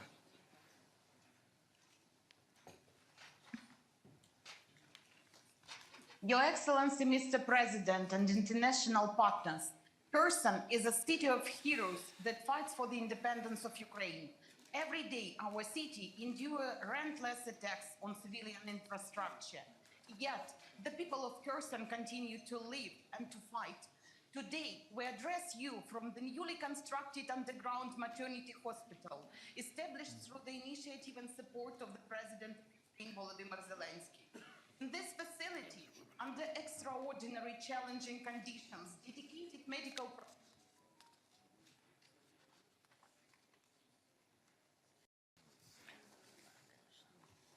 Так, у нас технічний збій. Ми можемо продовжувати? Якщо ні, то я маю особливу честь і з великим задоволенням прошу взяти слово його високоповажність пана Йонаса Гар Стере, прем'єр-міністра Королівства Норвегія. Норвегія демонструє справжнє лідерство та стратегічний підхід у підтримці України. Thank you, Andrei, and thank you, Volodymyr. Since I believe this emission is being streamed, and if I can say a few words to the people of Ukraine. You know, I was incredibly moved by this session at the Maidan this morning. I'm a father and I'm a grandfather, and I was wandering among those flags, and I was seeing the dates of those boys corresponding to the dates of my children. And, you know, the number of flags and the number of people, I'd just like to tell the people of Ukraine that it makes a deep impression on us on this third anniversary, but there are more than 1,000 days, and the days are counting. So this human dimension of this day really makes a strong impression on me. Colleagues have made good remarks, so I will second that we continue to show our strong support to the people of Ukraine, to the basic principles that there has to be a comprehensive, just, and sustainable peace. We all agree on that, and I will reiterate it simply by joining the voices of colleagues. As for Norway, today I will announce that we will contribute €1 billion for civilian and humanitarian support. And Mr. President, I take up on your request for energy support that you mentioned to me a few days ago. So there will be a €300 million package to gas supplies, according to the request you made, and also securing financial guarantees. In fact, it's €400 million, and also support for electricity reconstruction of grid and try to build back better and smarter. We also follow a bit in the path of what Denmark has done to open a direct investment channel into your industry. So we will also put €300 million and into a specific track here with your industry, where we may have complementarity between our industries, and also a special pledge for drones, which I think will be of great importance. And also, as some of my colleagues have mentioned, in the NB8, meaning Nordic 5, Baltic 3, we have agreed to take up on your suggestion to train, fund, and help equip a brigade. So I think, you know, leaders have agreed that we will do that now. It's a flexible concept. It will of course comprise of courageous Ukrainian troops, but we will train equip and support them. And then I'd like to say that what then lies ahead, and I'll make 3 points. First, we need to scale up, as colleagues have said. This is not the moment to pause and wait and see. We have to scale up. So I say on behalf of Norway, we have pledged the 3.5 billion euros for 2025, approximately, but we are ready to scale that up, and I will engage with you in the coming days and weeks to see how we can do that in the best way so it really corresponds most directly with your needs. Secondly, I'd like to second President Stubb on what he was saying about process, because I think this is absolutely key that we make a real reflection on what this peace process means and how Europe can add substance and momentum to that one. There is now talks between US and Russia, but I think Prime Minister Starmer said it diplomatically, we need to get the fundamentals right. And the fundamentals are not, let me put it that way, complete if it's only this dialogue in the way we see it. And I don't think, we all agree that there can be nothing about Ukraine without Ukraine, but let me put it this way bluntly, Europe cannot complain its way to the table. It cannot simply raise its hand and say, here are we, include us, because I think the US president will say, what are you bringing? Why should you? And you get all this dialogue that we are experiencing over these 4 or 5 weeks. So that means that Europe really has to get there through strength, politically, financially, and militarily. And allow me, President Costa, to say that, and Ursula, that I am not EU. I see Europe as being slightly more than EU here. It is, of course, the EU 27. Perhaps not all 27, but let's say EU 27. But then there is UK. Yeah, almost 28. Yeah. There is UK. There is fundamentally Turkey. And Turkey is always a bit complex, but Turkey has to be in the equation. And we heard President Erdogan and your recent visit, Volodymyr, Turkey has to be there. Norway is proud to be there. Iceland is proud to be there. And we even heard President Macron said the other day that Canada is there.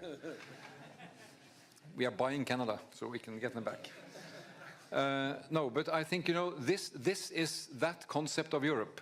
But that concept of Europe has to have an opinion on the substance of the peace and the process of the peace. And here I think there's no time to lose. I think your convening of the meeting on the 6th of March is great. But then for this larger group, we have to come together and make it meaningful. Macron is in Washington today, Starmer in another few days, but we have to bring this together. Because if we don't, there is not a European voice, and then we are simply much weaker. So my final point here is that for us to make a contribution to security guarantees, and we have to do that, the best and fundamental security guarantee is to bolster Ukraine, that Ukraine has strong capacity from its military capacity. Then there has to be a European security guarantee with a US backstop. And I think we should not give up on that, because it should really be in a fundamental US interest to see the value of this. Because now we hear that this is a European thing, but I think there's a good case to be made by this is linked together. So there's no time to lose, really. Finally, when we saw this from the clinic here, I read and met the other day Timothy Snyder in Oslo, and he has written extensively on Ukraine, and he's using this notion to define freedom. And he's saying the Ukrainians have invented a word which is called deoccupy. I never heard that before. We are being deoccupied. So the question was, is a village, is Bucha a free city? Do they enjoy freedom just because they are deoccupied? And the answer is no. You are still under war, you are still under attack. So defending Ukraine's freedom is not only about securing the occupation, it's securing sovereignty, independence, and territorial integrity. That is the package of freedom. Slava Ukraini. Дуже дякуємо вам, шановний пане прем'єр-міністре. І маю честь запросити до слова його високоповажність пана Кіріакоса Міцотакіса, прем'єр-міністра Грецької Республіки. Ми вдячні вам за політичну і практичну підтримку нашої країни. Thank you, dear Volodymyr. dear colleagues, today we mark the third anniversary of Russia's brutal and unprovoked invasion of Ukraine, a watershed moment that has shattered a long period of peace and stability in our continent. From the very beginning, Greece has steadfastly supported the sovereignty and territorial integrity of Ukraine. We have been unwavering in our calls for the respect of international law and the United Nations Charter. And Greece has faithfully stood by Ukraine, has provided vital military but also energy assistance. It has opened up its doors to thousands of refugees who fled the horrors of war. 3 years since the invasion began, I think it is an important opportunity to remember that the human toll has been immense. There's been so much suffering, so much destruction, so many lives that have been disrupted, and it is imperative that we all work towards bringing this to an end. And your sacrifices and the sacrifices of your people, dear Volodymyr, cannot be in vain. And I think it is important to take a step back and recognize that your resilience and your courage, your personal courage, has been remarkable. Ukraine, Europe, I think the whole world yearns for a just and lasting peace settlement. Ukraine deserves a peace that is forged through strength, and a peace that will respect its independence, but primarily will ensure its security. At the same time, I think it has been a common thread of all our interventions. Only Ukraine can, should, and will decide on accepting or rejecting any peace formula. No one can make this decision for Kyiv. And it must be ensured that Kyiv is part of the process, and only Ukraine has the right to decide on its future. I think we have all agreed on two basic, simple principles: that a just peace cannot be confused with an unjust capitulation, nor can a temporary ceasefire be confused with a lasting peace. And we need a peace settlement with very clear security guarantees, which will act as deterrence and prevention in the future, guarantees that will be robust, that will be effective, so that any future aggression is deterred and peace is preserved. The stakes have never been higher, in particular for our European security, and we are willing to work together with the European, with our American, with our international partners towards facilitating the attainment of a lasting peace. But we in Europe also need to step up our commitment to our own collective European defense. Greece has been spending more than 3% of our GDP on defense, and the time has come for others to do the same. And after 3 years of war that have brought destruction on an unimaginable scale, we need to support this goal. We need to act with greater resolve. We must not only bring an end to the current conflict, but make sure that we forge a model for preventing such calamities in the future. The road ahead is not going to be easy.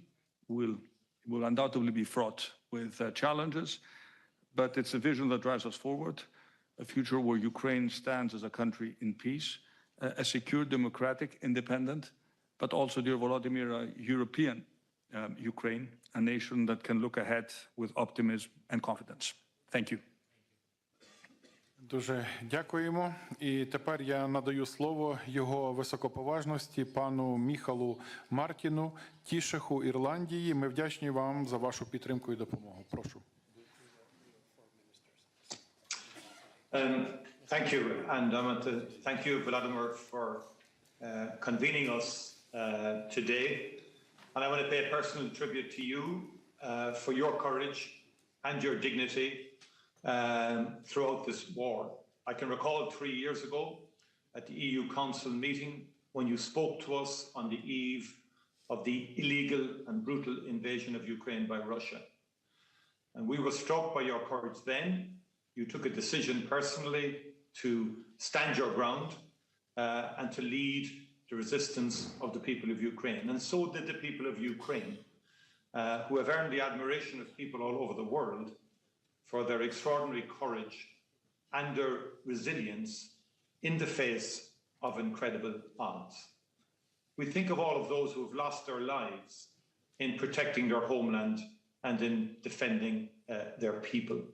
And we think of all the children who have been abducted, which is an appalling war crime in itself and reminds us that there simply has to be accountability for war crimes of that magnitude and of that kind. And we will work with our colleagues in ensuring such accountability.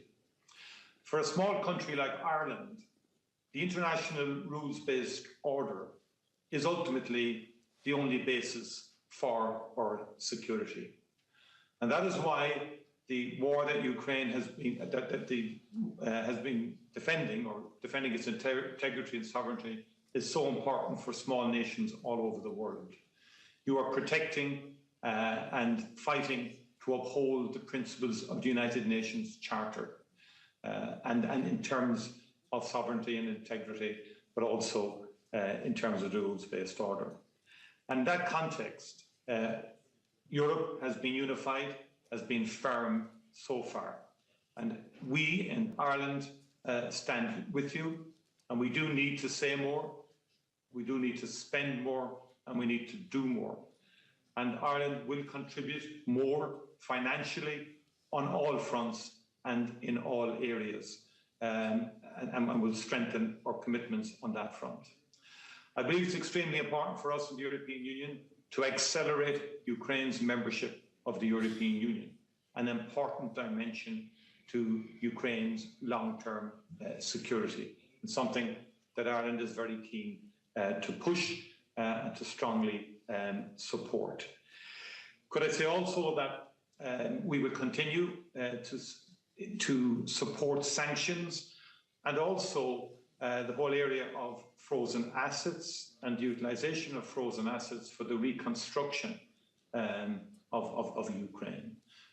Because those who engage in illegal and brutal invasions and who breach the very basics of international rules and sovereignty have to know that ultimately there has to be a price for the destruction that has been wrought as a result of this war, particularly the destruction of the civilian and energy infrastructure of Ukraine itself. And the next European Union summit, the emergency summit being convened on the 6th of March, will be a very important moment for concrete actions, which Ireland will strongly support both the Commission and President Costa in the agenda that they will bring to the table on that occasion. I think it's very important also that we remember that Russia has not achieved the objectives that it set itself when it illegally invaded Ukraine 3 years ago. We need to remember that and take solace and strength from that, because the unity of the resistance has had an impact. What we must now resolve is to ensure that Russia is never rewarded for what it did 3 years ago. Thank you very much indeed. Ще раз дуже вам дякуємо. І зараз я радий запросити до слова його високоповажність пана Крістена Міхала, прем'єр-міністра Естонської Республіки. Естонія є надзвичайно важливим союзником у нашій спільній боротьбі. Прошу. Thank you. President Zelensky, dear colleagues, I'm very proud to be here on Estonia's 107th birthday. Today is the day. Standing by Ukraine to show the true meaning of friendship. Ukraine has shown the world the true meaning of resilience. In its monumental struggle against Russian aggression, Ukraine fights not just for its own freedom, but a world built on principles. A world where might does not make right, as Mette and Justin already said. Estonia will never recognize the changing of borders by force. We will always stand for your right to choose your own allies. Now is the time to do more and do it faster.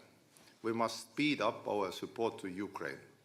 Estonia increased its military aid to Ukraine by 25% last week. This comes on top of our commitment to allocate 0.25% of GDP annually to helping Ukraine.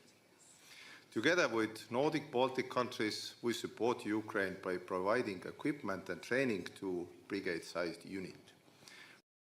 To do even more, if needed, to keep our commitment to make Ukraine stronger.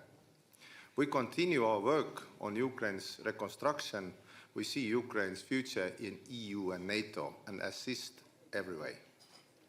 It is also time to maximize pressure on Russia.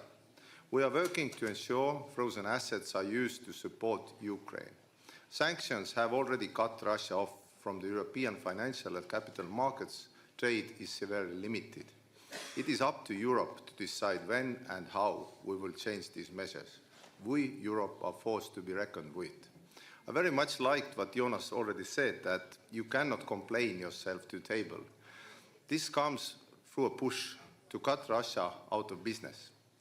We fully support all the efforts of our partners to advance an ambitious aid to Ukraine and remain committed to maintaining open and constructive dialogue with the United States.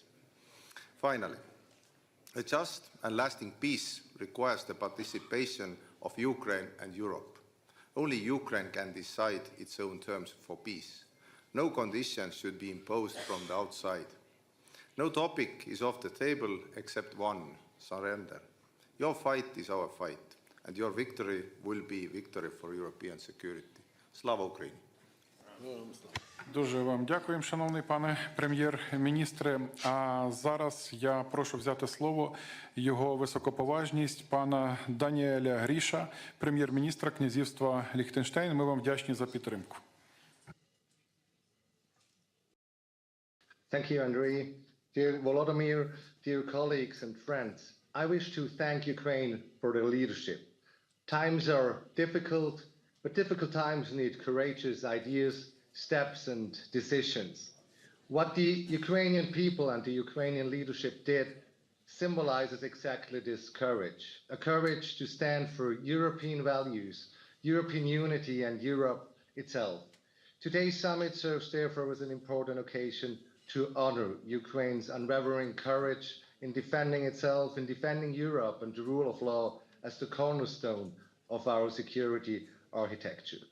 I do agree with all the important remarks my dear colleagues did before me, and I therefore just like to highlight 3 points from a Liechtenstein perspective. Firstly, a peace effort will only be sustainable and lasting if it has Ukraine's consent and deters the crime of aggression. Secondly, Europe's security depends on the security of Ukraine. Liechtenstein calls for a just and lasting peace in line with the international community's clearly established benchmarks set out by the United Nations General Assembly. This includes accountability for war crimes and reparations by the aggressor. And thirdly, but maybe most importantly, we need European answers to European problems, and we need a vision where our continent is heading to. I am therefore thankful for the words of EU President Ursula von der Leyen, the words of President Zelensky, and the ones that spoke before me.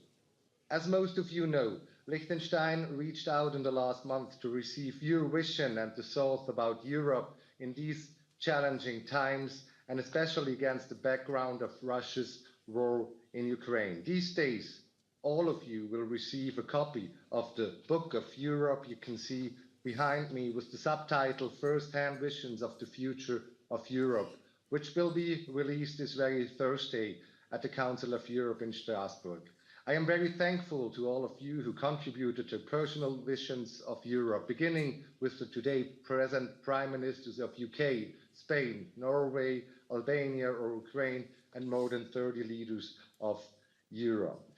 I am also thankful to the Liechtenstein Parliament for their courage and vision to dedicate an additional budget line to finance the reconstruction of Ukraine. With its decision, our Parliament made it very clear that a rebuilt Ukraine must be part of the vision of Europe. We all know that every cloud has a silver lining, and for me, that silver lining of the current situation is that we in Europe stand together to continue to work on a good, strong and united Europe. A Europe where, like in a team, every member contributes and adds value based on its capabilities and strengths. Slava Ukraini, Slava Європі. Слава, дуже вам дякуємо. І тепер я запрошую до виступу його високоповажність пана Люка Фрідена, прем'єр-міністра Люксембургу. Цінуємо вашу допомогу. Прошу.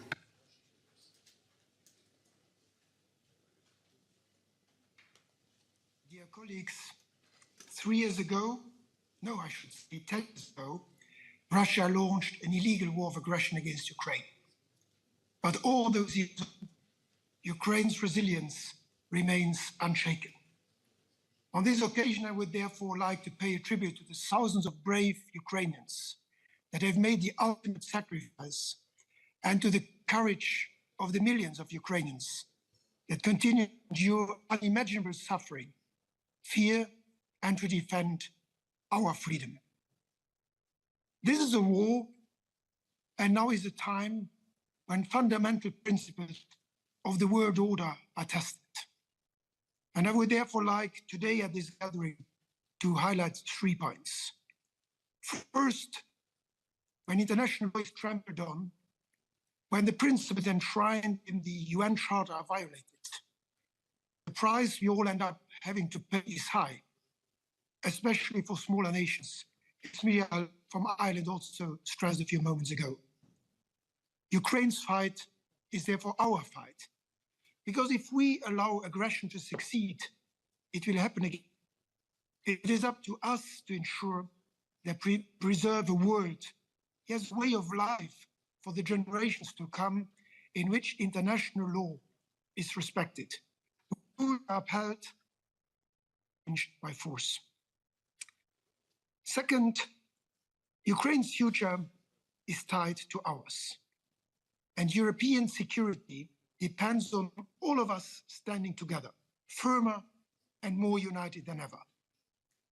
This means strengthening our Europe and our collective support, militarily, financially, and politically, to ensure Ukraine not endures, but prevails. It also means that we continue to support Ukraine to achieve peace through strength, a just and lasting peace, a peace negotiated by Ukraine, by Europe, for Europe. Third, the cost of standing with Ukraine is real. The cost of inaction is far greater. If we let aggression win, we undermine the very foundations of European peace and stability. My country, Luxembourg, will not be a bystander. We will continue to support Ukraine, not just because it is the right thing to do, but because it is vital for our own future. As Europeans, it is our duty to match Ukraine's courage with unwavering solidarity, because it is not just about one country's survival.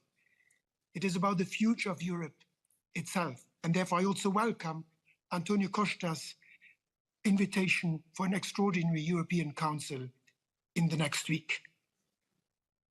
In January 2005, I stood in Kyiv at the end of the Orange Revolution on behalf of the then Luxembourg presidency of the European Union. And I said, Ukraine has a strategic importance for the European Union. That was true at the time, and it is even more true today. Dear Mr. President, dear Volodymyr, you can count on Luxembourg's unwavering support to you, your country, and your people. Thank you.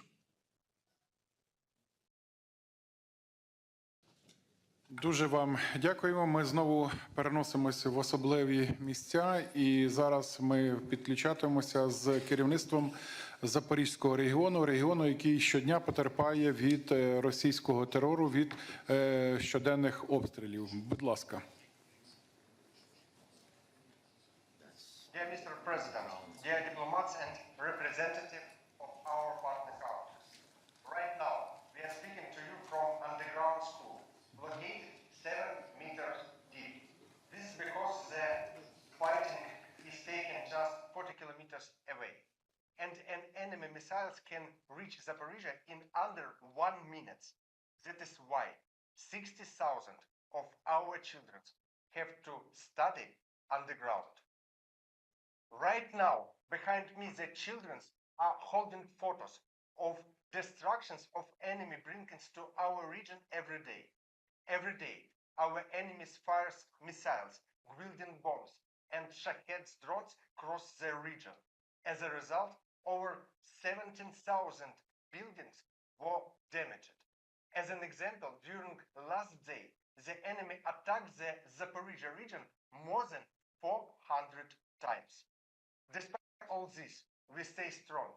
At the same time, here in Zaporizhia region, thanks for support of Ukrainian people, President Volodymyr Zelensky and our international partners, our region continue to support life of hundreds of thousands of people.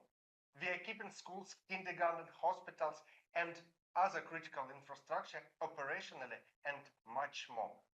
For over 1 million people who left the occupation, Zaporizhia has become a logistic hub, and over 200,000 IDPs stay here. All these people are dependent on your support, dear international partners. We can only stand up to the aggressor with uniting of efforts. We thank everyone who stands by our people in this challenging time. Our region continue to unbreak important work to the front line. Together, we will win. Mr. President, dear diplomats, partners, and guests, Zaporizhia is going through very hard times. Every day, the enemy attacks us that takes the life of our people. Even with dangers, we keep working. We make sure the city function, repair buildings, and help people. Thousands of the workers, rescuers, teachers, and volunteers work day and night, sometimes for days without rest. Right now, we are speaking from an underground school built in Zaporizhia with the help of the President and First Lady.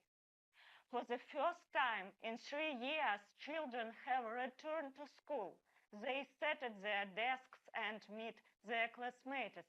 Teachers finally saw all their students together. There are already several schools like this, but they are more than just schools. They are a symbol of the strength and hope. We thank everyone who supports us. Zaporizhia is a city of strong and brave people. We will stand until peace comes to our land.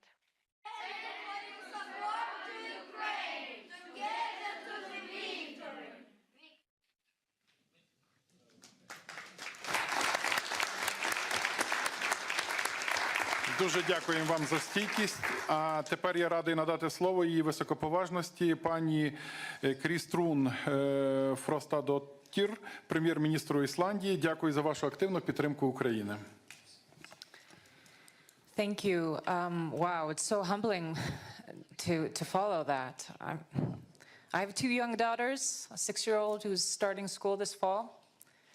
It's amazing to see what's going on here. I want to thank President Zelensky for hosting us here in Kyiv. This is my first visit here, and I'm very honored to be here in a group of people, our colleagues, who are among your most reliable and strongest partners. My presence here today is to underline Iceland's steadfast solidarity with the Ukrainian people and our resolute commitment to the territorial integrity and the sovereignty of Ukraine. February 24th is a dark day in European history. 3 years ago, peace in Europe was shattered. All the norms and principles that have underpinned the rules-based international order since the Second World War were blatantly violated by Russia. Putin's intention was to destroy Ukraine. Instead, for 3 years, the people of Ukraine have stood strong, proud and unwavering against a brutal aggressor that has launched the gravest assault on global peace and security for 80 years. You have stood up for freedom, for democracy, and the rule of law. You have fought for values that a small democracy like mine bases its existence on. Because without respect for international law, without respect for the rules-based order, the security of countries like mine could easily be jeopardized.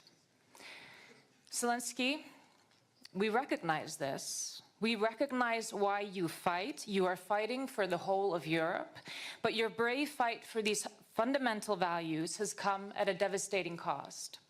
I express my deep condolences for all the Ukrainian lives that have been lost in Russia's senseless war.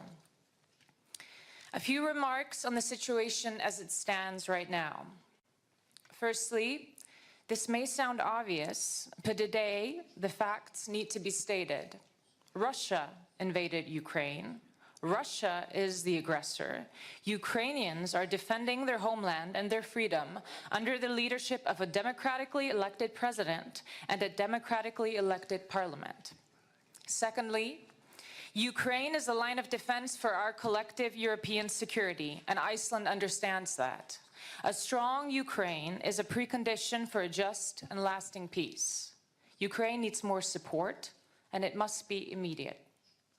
Iceland has increased its assistance compared to last year, but we will do more. And I can announce today that my government has decided to more than double our defense-related support to the Ukraine this year to fulfill our commitments. We may be a small country, and our support in absolute terms will echo that. But we must do our share and are unwavering in our support for Ukraine. We stand with our Nordic-Baltic allies as well as Europe and support measures going forward, and we will be implementing the 16th sanctions package without delay after it has become effective within the EU. Thirdly, we must project unity among like-minded countries. Europe needs to take the lead in support of Ukraine. On negotiations, there must be nothing about Ukraine without Ukraine, and Europe must have a seat at the table too. Lasting peace will not be achieved without security guarantees, and a credible arrangement that is part of a comprehensive peace agreement depends on collective European commitments. We will be willing to contribute to this effort in a way that is fitting. Lastly, Ukraine belongs in the Euro-Atlantic family of free nations. I hope that the EU accession process will be accelerated. NATO membership should remain on the table, and Iceland is fully committed to the language that was agreed upon at the NATO summit in Washington. Iceland supports you. Slava Ukraini. Дуже дякуємо вам. Тепер я радий запросити його високоповажність пана Мілойка Спаїча, прем'єр-міністра Чорногорії. Цінуємо вашу підтримку. Dear President Zelensky, dear colleagues, it is both an honor and a privilege to address you today at this pivotal summit, which marks the third anniversary of the full-scale Russian invasion of Ukraine. This is an important moment for us to reaffirm our unity in support of Ukraine's sovereignty, territorial integrity, and freedom. This aggression has escalated into the most profound security and humanitarian crisis Europe has faced in decades. For the last 3 years, we have witnessed the horrors of war and daily attacks on Ukrainians, their homes, and their lives. Yet, they are still struggling for their homeland. But this is not only a fight for Ukraine. This is a fight for freedom, justice, and peace across the globe, aimed at preserving a world where dialogue, not war, resolves disputes. We in the Western Balkans have felt the destabilizing effect of this conflict too. For years, Russia has waged hybrid economic and information warfare aimed at undermining the security of the region. Montenegro condemns Russian ongoing invasion. We stand firm in our support for Ukraine's territorial integrity and sovereignty within its internationally recognized borders. Therefore, since the onset of the war, Montenegro has provided substantial support to Ukraine, including military aid and financial assistance. Montenegro has been the first country outside of the EU which has opened its doors to those fleeing the horrors of war. By providing temporary protection, safe shelter, healthcare, and education for thousands of people from Ukraine, we have demonstrated our shared humanity and shown that the compassion is the truest form of the strength. As a steadfast ally within NATO and the most advanced candidate country in the negotiation process with the EU, Montenegro supports Ukraine's aspirations to join these organizations. We diligently work on necessary reforms and support each other in fulfilling memberships. Moreover, our two countries are currently negotiating an agreement on security cooperation and long-term support. This agreement will strengthen our defense and security ties, focusing on military assistance, defense industry collaboration, intelligence sharing, and countering cyber and hybrid threats. In addition to that, in close cooperation with our EU and NATO partners, Montenegro has fully aligned with sanctions against Russian Federation, targeting critical sectors including finance, energy, transport, and technology. Ladies and gentlemen, Montenegro knows very well the price of peace, the importance of independence, and the sacrifice it demands. Our history has taught us that freedom is a gift earned through resilience, unity, and unwavering resolve. It is in this spirit that we stand by Ukraine in its fight for the principles that bind us all: democracy, economic security, human rights, rule of law, liberty, dignity, and patriotism. While Montenegro strongly supports the beginning of diplomatic efforts to resolve the conflict, it is essential that any peace be fair, just, and uphold Ukraine's sovereignty and right to chart its own path and orientation for the future. Thank you very much. Slava Ukraini. Дуже вам дякуємо.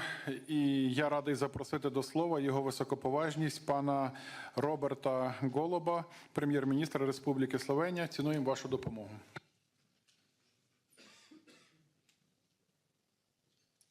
Dear colleagues, today we mark a grim anniversary, 3 years since the start of the Russian brutal, unprovoked and illegal aggression on Ukraine.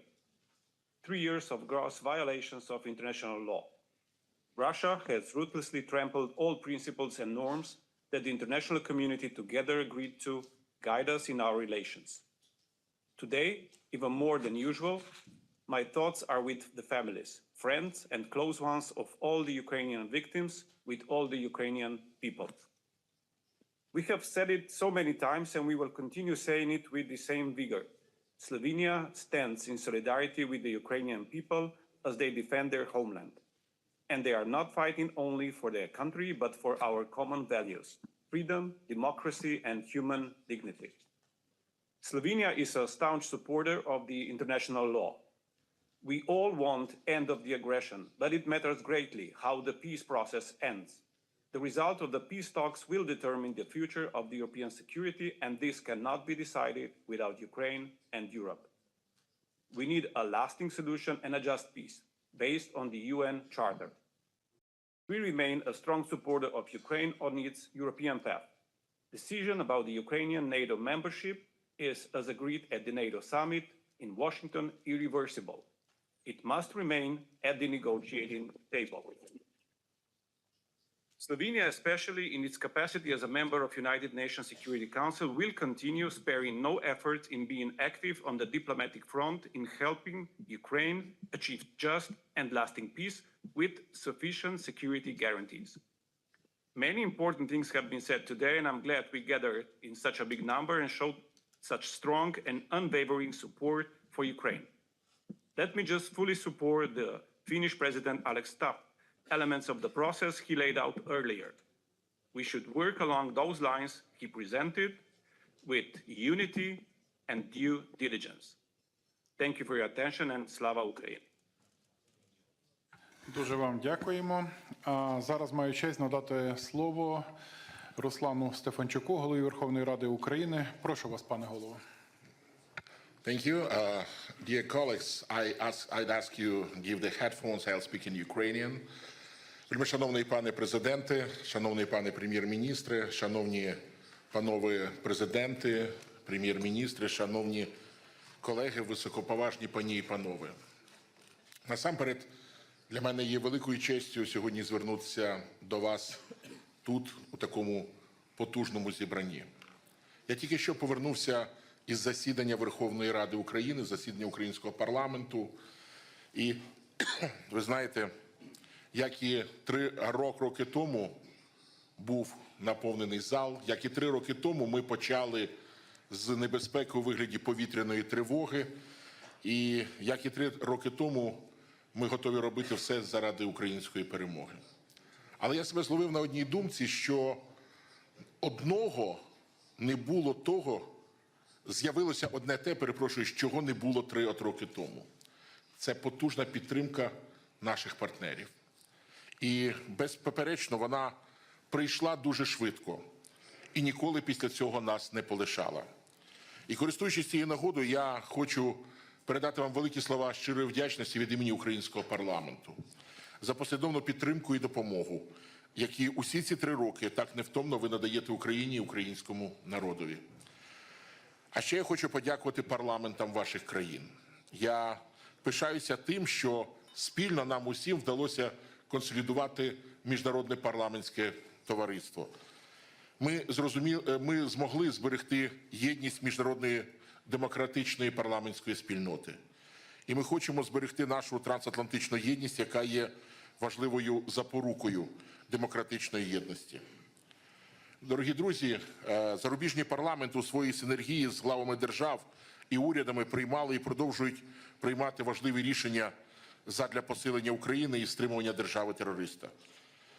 Дозвольте повідомити вам, що потужний голос парламентаризму світ почує і в день 3-х роковин російської агресії, оскільки понад 20 спікерів і президентка Європейського парламенту виступили спільно із заявою на підтримку України, і її текст ми невдовзі оприлюднимо.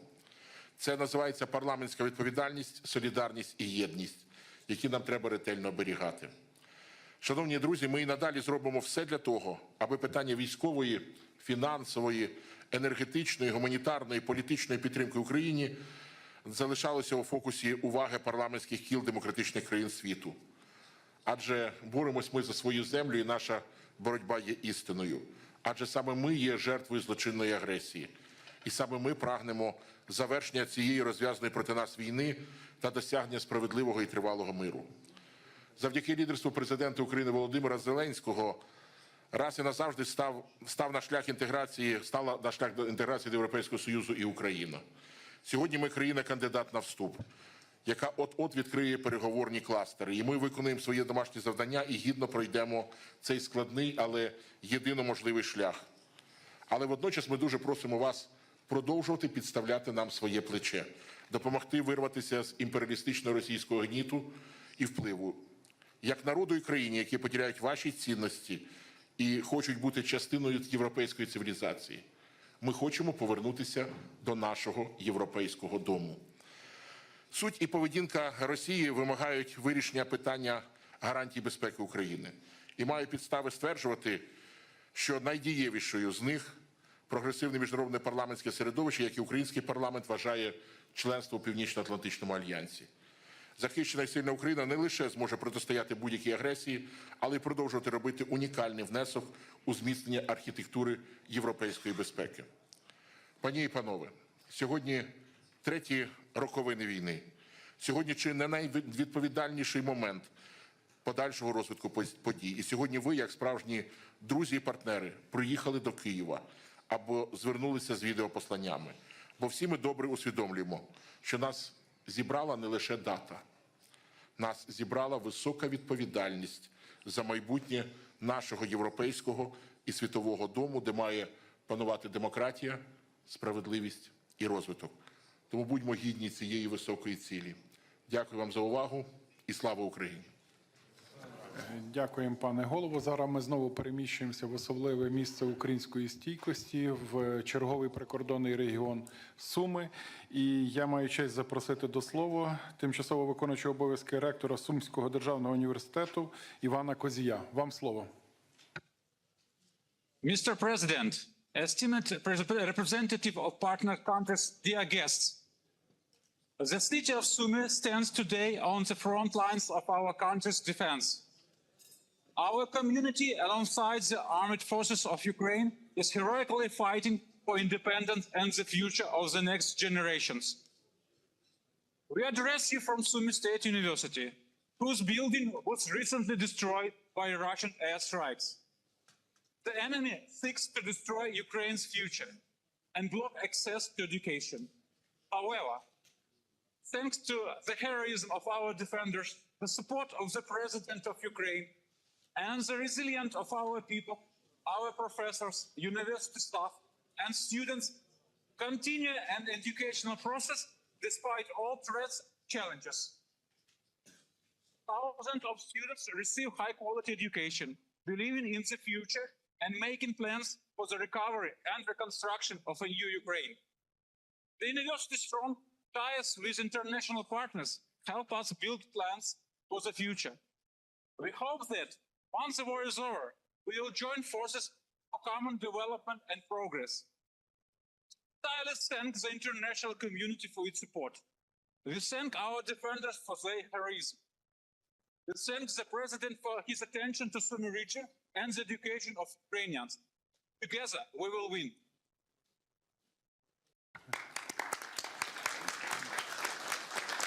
Дякуємо вам за вашу стійкість. Повертаємося до наших найближчих союзників. І зараз я радий запросити до виступу його високоповажність пана Антоніо Таяні, віце-прем'єр-міністра, міністра закордонних справ Італії. У цей вирішальний час для Європи цінуємо сильну підтримку Італії. Прошу.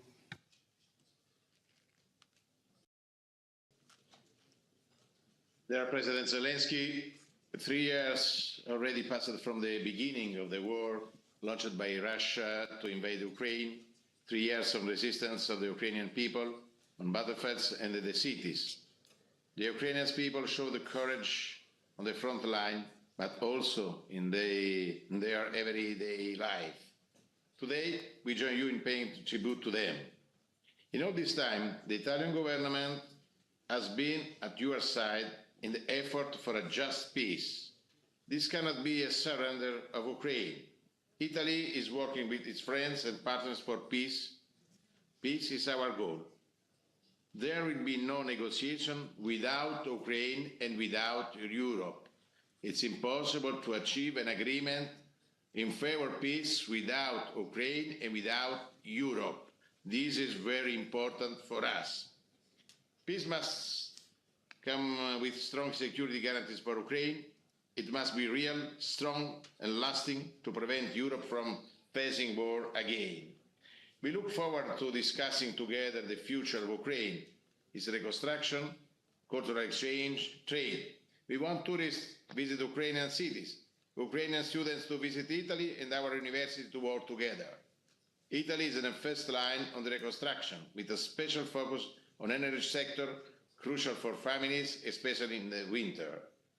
We are working hard together for organizing an international conference on reconstruction that will host in Rome on the 10 and 11 July. And we want to organize a big success for Ukraine. For 3 difficult years, Italy stood with Ukraine, and it will continue to do so. For a future of peace, growth, prosperity, and most importantly, freedom. Slava Ukraini! Дуже дякуємо вам. І зараз я маю честь запросити до виступу пана Дениса Шмигаля, прем'єр-міністра України. Прошу вас, пане прем'єр-міністре. Дякую. Distinguished leaders of Europe and the world, Excellencies, Mr. President, dear colleagues, partners, first of all, let me express the highest appreciation and gratitude to all of you, to your countries, to your nations, for your unwavering support during these 3 years, from the very beginning till today, till our victory, till our mutual victory, I would say. Today we stand at the epicenter of historic events that will define the future of our countries, our people, and the values we cherish. For 3 years, Russia has waged a brutal full-scale war against our country. Its goal is not only to destroy Ukraine, but also to dismantle Europe and the global order itself. They intend to destroy the Europe that gave birth to democracy, the Europe where human dignity and human rights are paramount. For years now, Russia has been waging a hybrid war against European nations, and this reality can no longer be ignored. The enemy targets our core values: freedom, human rights, unity, and cooperation aimed at building our common future. The Kremlin seeks to fragment the European continent piece by piece, aiming to dominate each part individually. Only through collective unity we can effectively resist this aggression. Right now, no country in the world has more frontline experience effectively confronting Russia than Ukraine. Behind us stands a battle-hardened army and an innovative defense industry. Ukraine holds the keys to Europe's energy independence, critical raw materials autonomy, and the potential to establish a major manufacturing and logistical hub for the entire continent. Ukraine always has been and always will be an integral part of the Creator European family. Our unity is the guarantee of our security and economic prosperity. As long as we stand shoulder to shoulder, nothing and no one can defeat us. Today, Ukraine is paying the highest price imaginable in this war against Russia. In lives lost, infrastructure destroyed, and severe economic damage. With our resistance, we have bought Europe valuable time. Time to unify, time to act decisively, and time to implement concrete measures to safeguard the continent from catastrophe. We cannot afford to waste this opportunity. Even years ago, when Russia annexed Crimea and started war in Donbass, many saw it merely as passing clouds in an otherwise clear sky. Today, a massive storm of war rages at the heart of Europe, a storm that could at any moment move further west. That is why now is the moment for decisive and unified action to protect European security. Ukraine is already doing everything possible to defend our shared home, and we will continue to do so. We trust that Europe and the entire international community will respond with courage to this defining moment through decisive actions, visionary leadership, and unwavering solidarity. It's time for a strong, united Europe, a Europe in which a strong Ukraine takes its rightful place. Thank you for your support. Thank you for your participation in today's forum. Slava Ukraini! Thank you. Дякую вам, шановний пане прем'єр-міністре. Тепер я запрошую до виступу його високоповажність пана Петера Кмеца, віце-прем'єр-міністра із відновлення, стійкості та використання єврофондів Словаччини. Цінуємо надану вашою країною допомогу. Прошу. Thank you very much, dear President Zelensky, Your Excellencies, ladies and gentlemen.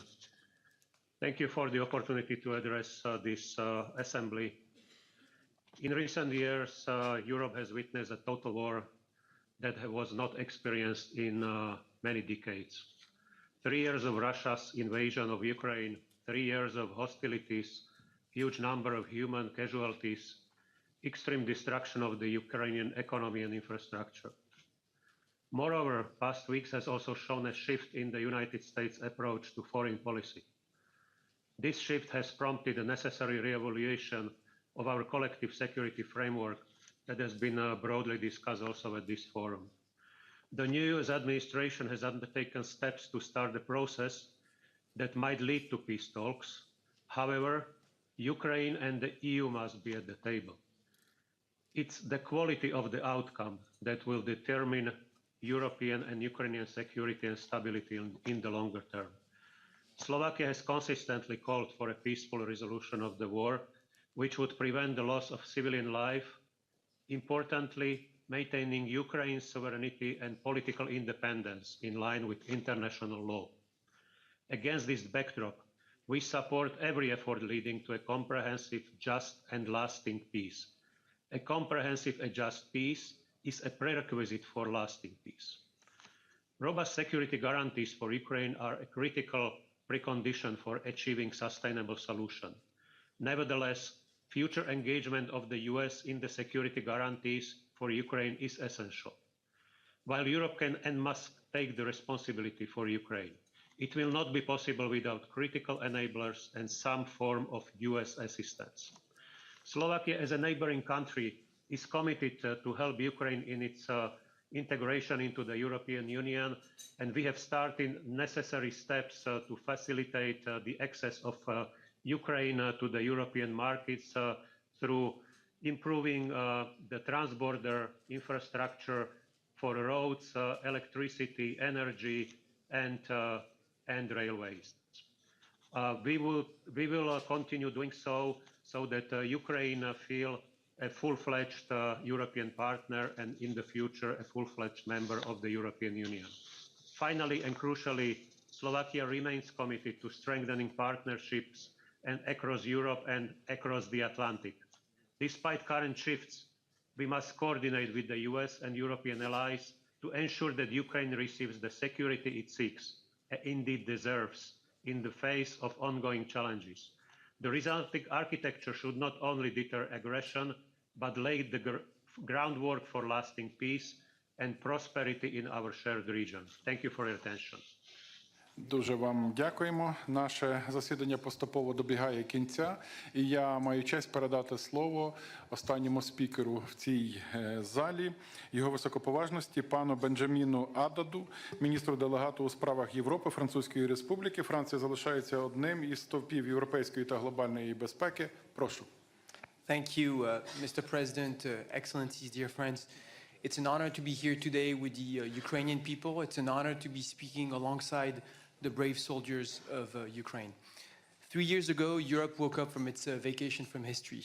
A permanent member of the Security Council, Russia, chose to attack a sovereign and independent country, Ukraine, which in no way threatened it. After illegally occupying part of Ukraine's territory, after occupying it since 2014, by attacking Ukraine on a full scale in February 2022, Russia blatantly violated once again the principles of international law that we have been building together since 1945.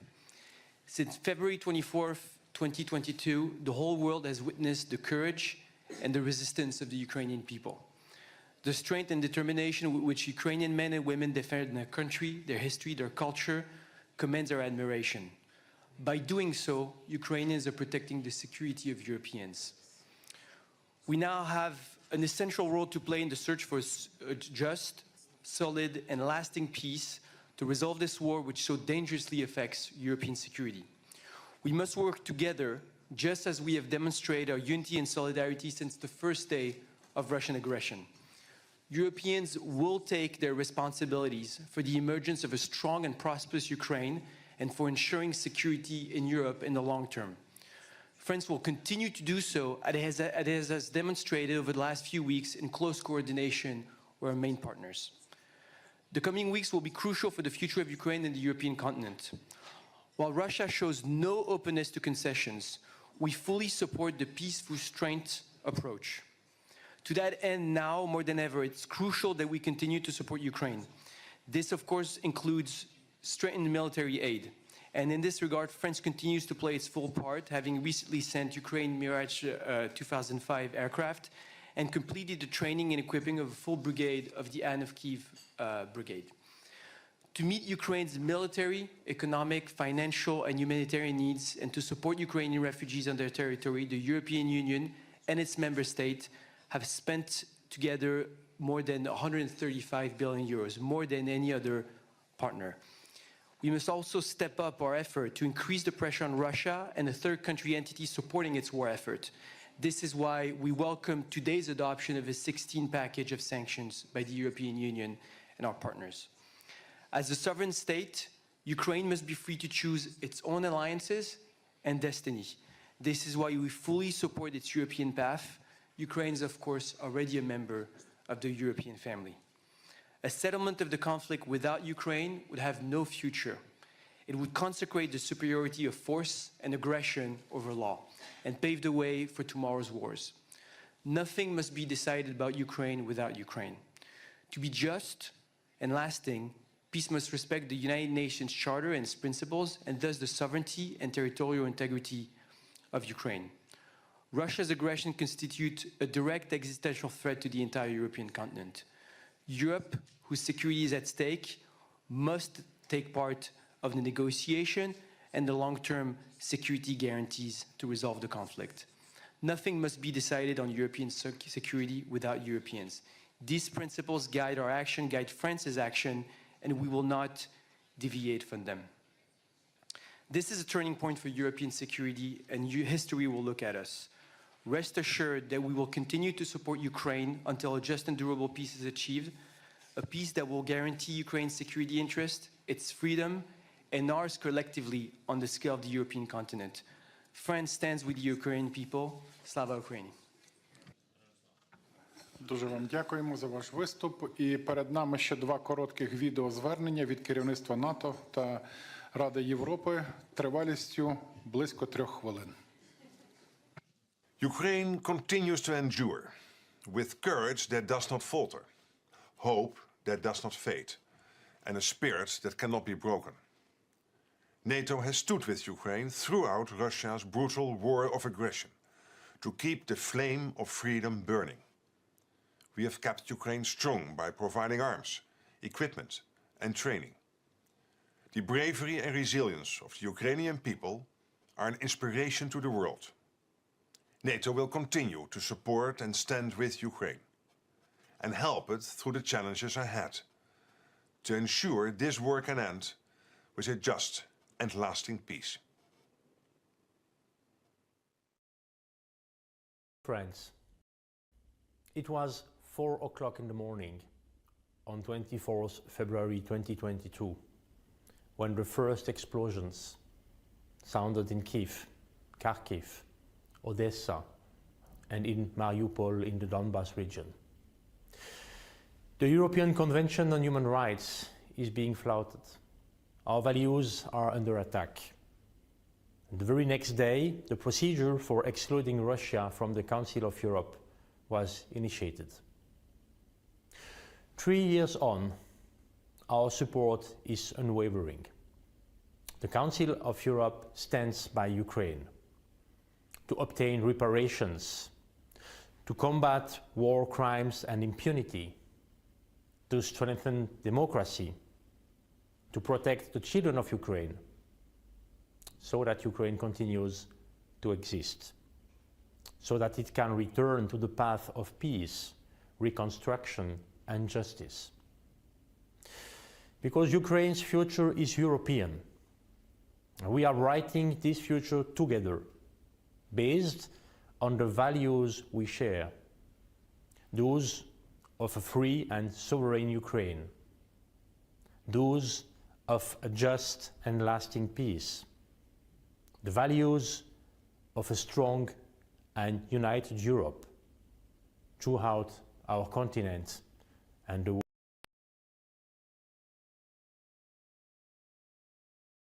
For the Reuters live service.